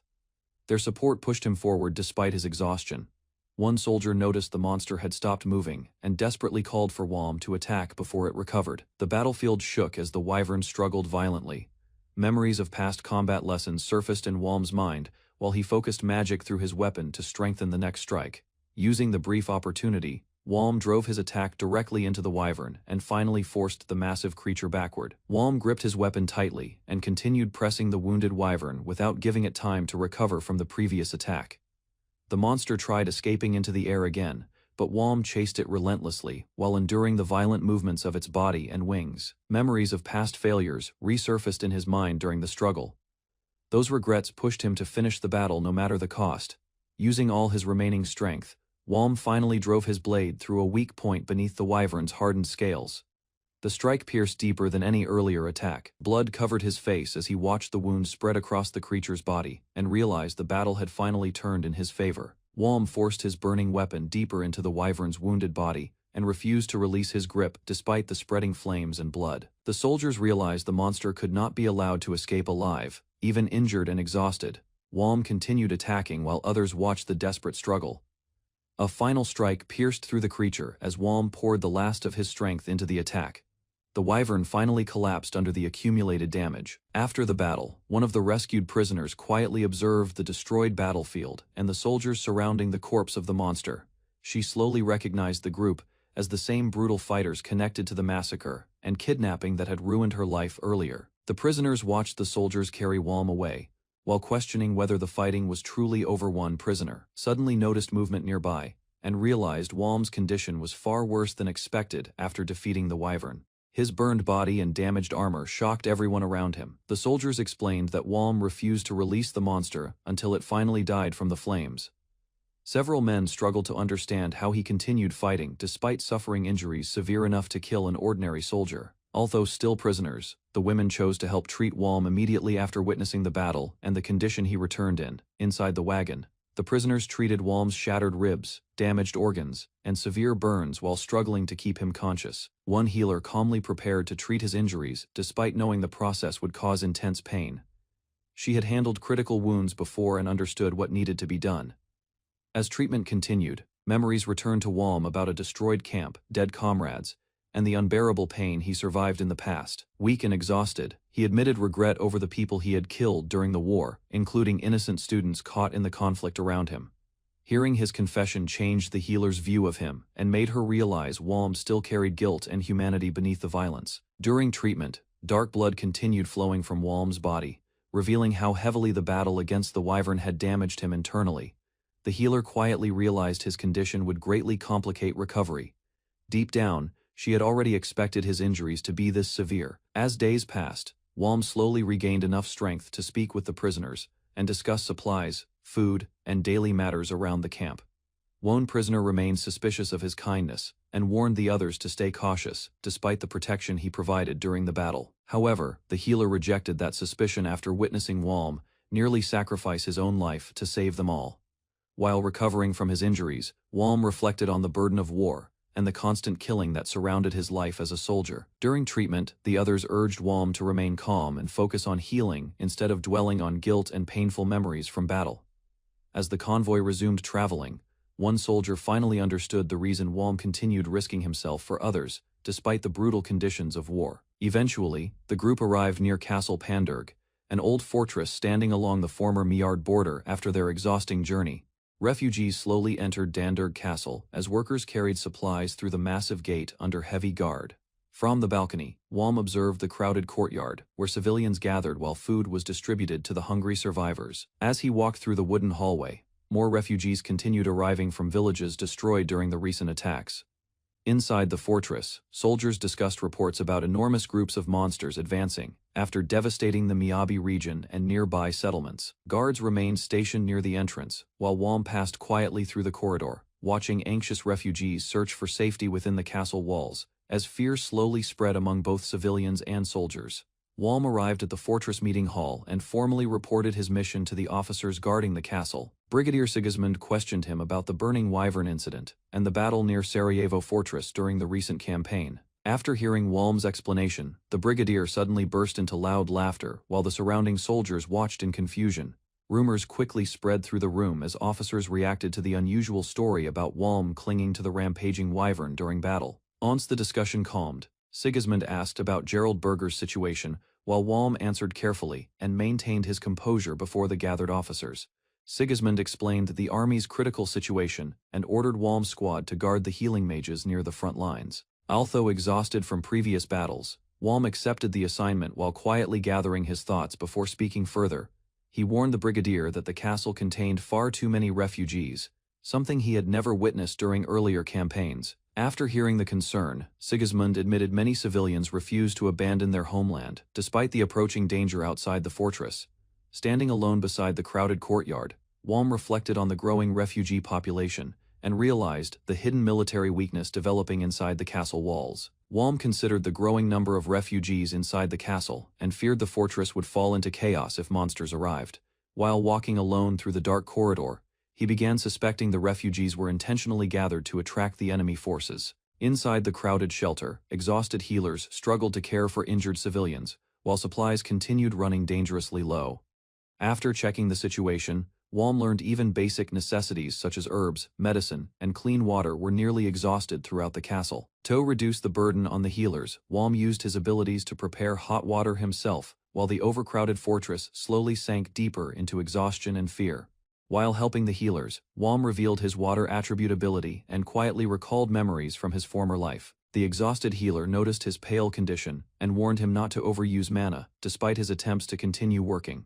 Another healer stepped forward and asked Walm to stop pushing himself before his weakened state became more dangerous. Then Walm considered the possibility that hidden assassins could exploit the confusion spreading throughout the castle.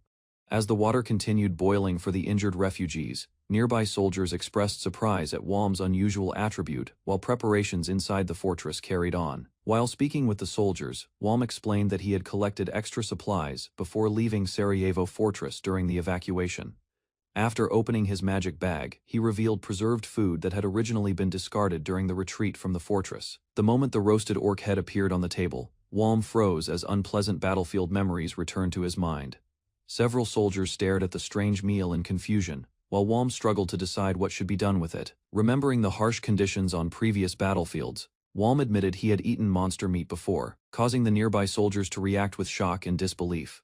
The soldiers casually ate the roasted orc meat, while joking about strange survival methods learned during the war. One healer happily shared food with the others, causing Walm to react with visible confusion and disbelief.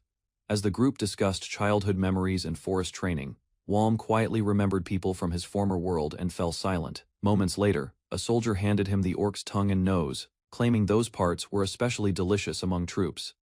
After seeing the meal placed before him, Walm forced an awkward expression, while the others stared at his unusual reaction in confusion. Walm hesitated for several moments while holding the strange piece of orc meat in front of the waiting soldiers. After finally taking a bite, he struggled to hide his shock as the unusual taste spread through his mouth. Although disgusted at first, Walm reluctantly admitted the roasted meat tasted better than he expected while the others watched closely. The soldiers laughed at his reaction and urged him to finish eating before resting for the difficult work awaiting them tomorrow. Later that night, Walm quietly left the gathering while the healers continued talking nearby, and the next morning soon arrived over the fortress.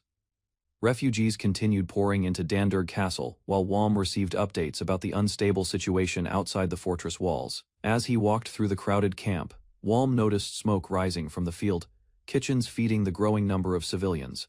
Watching the endless stream of refugees, he became convinced the castle itself was being used as bait to attract monsters. Reports claimed the Great Rampage had already been stopped at several points, yet Walm doubted the information after seeing the enormous crowds. Unable to ignore his suspicions any longer, Walm left the fortress walkway alone to investigate the troubling situation surrounding the castle. While investigating the outer area of the fortress, Walm suddenly stopped a suspicious armed group attempting to enter the castle. After confronting them directly, he realized the group consisted of desperate adventurers fleeing from the collapsing battlefield outside Miyard. Although Walm doubted their explanations, the exhausted adventurer begged for assistance and admitted they needed help to survive. The adventurer explained that the Great Rampage had already destroyed Miyard, leaving their forces on the edge of complete defeat and desperation. Hearing the hopeless situation, Walm coldly questioned whether offering his own head would satisfy the adventurers and their failing cause. Walm refused to trust the adventurers after learning they had abandoned defeated soldiers during the Great Rampage outside Miyard. As tensions rose near the gate, one desperate adventurer offered his own head in exchange for protecting his remaining companions. Several members of the group begged him not to sacrifice himself, but the exhausted adventurer insisted there was no other choice left. Without hesitation, Walm suddenly struck the man hard across the face, knocking him violently onto the ground before the shocked crowd. Standing over the injured adventurer, Walm coldly declared that losing pride was still better than throwing away one's own life in despair. Walm's brutal strike left the adventurer bleeding across the wooden bridge, while the surrounding group watched in shock. After forcing the exhausted survivors to line up, Walm silently observed their battered condition near the castle entrance. Once the warning ended, the adventurers lowered themselves before Walm and were finally allowed to enter Dandurg Castle under strict control. The castle bell rang as soldiers rushed toward the walls. Guards forced civilians to evacuate while commanders prepared the defense line. Beyond the dark horizon, a massive horde of monsters advanced toward the fortress. Fear spread across the watchtower as the creatures approached. Archers stood ready on the walls. Officers ordered the troops to endure until the right moment arrived. Once the enemy reached the gate, the commander signaled the attack. Arrows and heavy weapons struck the front of the monster army. Several creatures collapsed under the barrage, while soldiers continued firing without rest to stop the invasion. Shadows suddenly appeared near the inner wall, causing panic among the defending soldiers. Several guards realized the enemy had already reached the fortress. Monsters slammed their bodies against the wall repeatedly. Cracks spread as the defense line struggled to stop the breach. The commanders ordered the mage squad to attack immediately. Fear grew after the soldiers understood their magic would not be enough. Large trolls advanced through the battlefield while arrows rained toward them. The defenders slowly lost control of the situation. One exhausted soldier watched the chaos and understood the battle could not be won easily, despite all previous victories. The defenders continued fighting, but the endless wave of monsters pushed them closer to collapse. Exhaustion spread across the walls. More creatures climbed toward the fortress while soldiers realized their arrows were nearly gone. Panic quickly replaced discipline. A flying monster suddenly attacked from above and broke through the defensive formation. Several guards failed to react in time. One warrior used enhancement magic and struck the creature directly in the air. The attack briefly stopped the enemy advance. Another monster crashed into the battlefield moments later, throwing soldiers aside and forcing the defenders back again. The soldiers continued dying on the walls while the defense line slowly collapsed under the endless assault. A powerful fire spell suddenly descended from above and engulfed part of the battlefield in flames. The monsters below were burned instantly. The surviving guards stared in shock as the attack destroyed dozens of enemies at once. Hope briefly returned to the fortress. A black-haired warrior named Walm finally appeared before the exhausted soldiers. His presence immediately changed the atmosphere on the battlefield. From the wall, Walm observed countless monster corpses piling together. As the enemy created a path to continue climbing upward, Walm suddenly jumped from the wall and shocked the soldiers watching from above. Many feared the guardian chief had fallen. After landing among the monsters, Walm faced the horde alone. The creatures surrounded him from every direction instead of retreating. He charged directly into the enemy ranks and cut through the monsters without hesitation. Walm unleashed another powerful fire spell that burned large sections of the battlefield. The advancing creatures screamed as flames spread through the horde. Soon, part of the great rampage finally began pulling back. The exhausted defenders watched the battlefield in disbelief after surviving the assault. After returning to the wall, Walm quietly observed the battlefield, while the surviving soldiers watched him with respect and fear. Although exhausted, he realized the power of Ignis Fatuus continued growing inside his body. The remaining monsters still threatened the fortress. The defenders regained hope after witnessing Walm's strength. Several soldiers believed the castle might survive because of him. From the wall, the burning battlefield revealed the terrifying scale of Ignis Fatuus. As flames consumed countless enemies below, relief spread among the exhausted soldiers as they understood Walm had become the fortress's greatest weapon during the invasion. After the battle ended, Walm collapsed from exhaustion and finally allowed himself to rest for a brief moment. His sleep ended quickly when a messenger arrived with an urgent order from the brigade commander. Walm entered the meeting while the officers observed him with serious expressions. The situation inside the fortress remained unstable. The commanders explained that the soldiers were exhausted, and supplies continued running low after constant attacks from the monsters. Walm realized the enemy had started using smarter tactics to destroy the walls. He estimated the fortress could only survive several more days. The commanders gathered inside the fortress and warned that the walls would soon collapse if the monsters continued advancing. Once the enemy entered the castle, after discussing the situation, the officers decided to abandon Dandurg Castle before the entire army was wiped out. Their remaining forces would retreat and attempt to stop the great rampage farther inland. To avoid panic, The withdrawal preparations were carried out in secret, while ordinary soldiers continued defending the walls without knowing the truth. The retreat would begin at dawn, but many wounded soldiers and refugees would remain trapped behind. Walm silently questioned whether sacrificing innocent people was truly necessary for survival. The commander explained that defending the fortress any longer would only waste lives. Even if the soldiers continued fighting, to secure enough time for retreat, the officers planned to use civilians and refugees as bait to slow the advancing monsters. Walm understood the military logic behind the cruel strategy. However, he learned that rescuing the trapped refugees was never included in the withdrawal plan. The realization left him unable to hide his anger.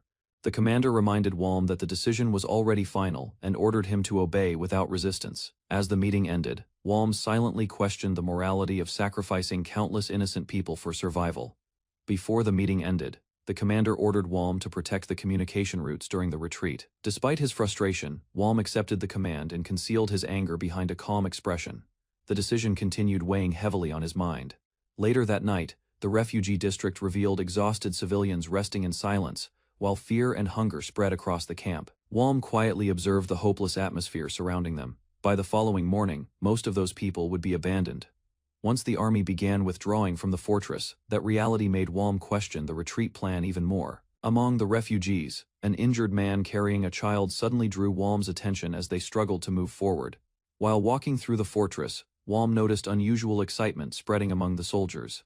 Rumors about the planned operation had already started circulating. Soon, the guards on the wall reacted in shock after noticing the monster horde suddenly retreating from the battlefield.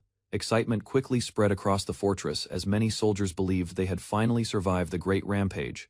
Walm alone remained cautious and unconvinced. A powerful tremor then shook the entire fortress, forcing everyone to stare toward the distant mountains in confusion.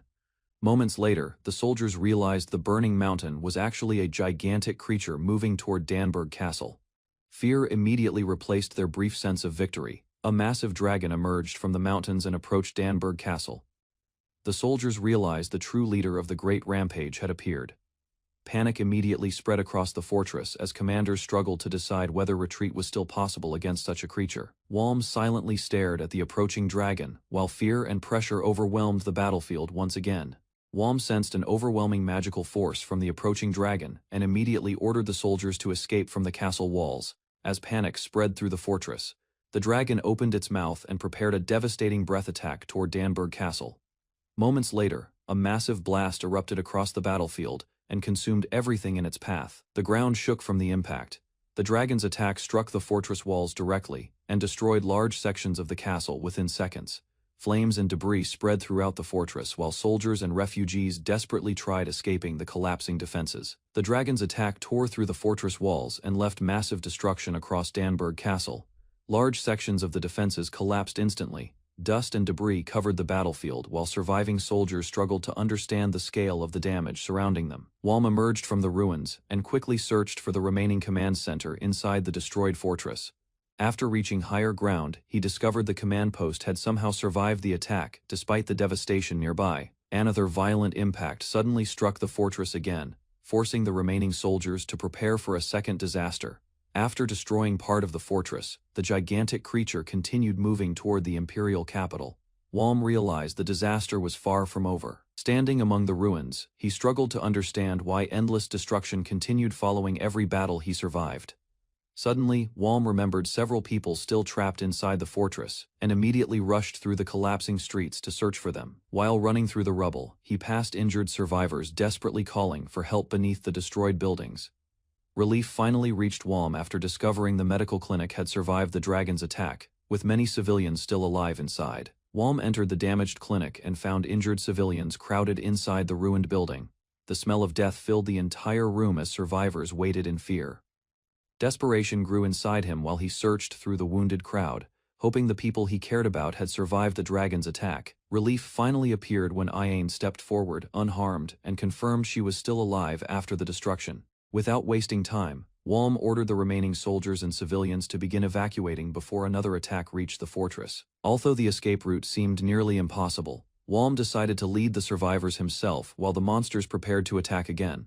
Walm ordered the evacuation to continue immediately, believing the fortress was already beyond saving. He insisted the injured refugees could no longer be protected. Iane refused to abandon the remaining civilians and argued that their lives still mattered, despite the chaos surrounding the fortress. Frustration overtook Walm as he warned her that staying behind would only lead to certain death during the next attack. For a brief moment, fear and exhaustion caused Iane to admit she did not want to die inside the ruined fortress. Even so, her resolve returned quickly, and she declared she would never leave the helpless refugees behind. Walm remembered how duty and war had repeatedly forced people to abandon others for survival. Even so, he struggled to accept the same decision again. After considering the situation, he realized the command structure had already collapsed and many officers were likely dead.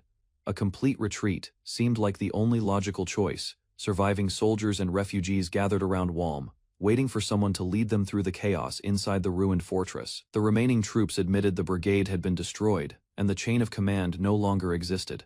Responsibility slowly shifted toward Walm. Aen's desperate plea finally broke through his hesitation, forcing Walm to confront the cruelty of abandoning everyone behind. Walm decided to defend the fortress himself and ordered every surviving soldier and refugee to follow his command immediately.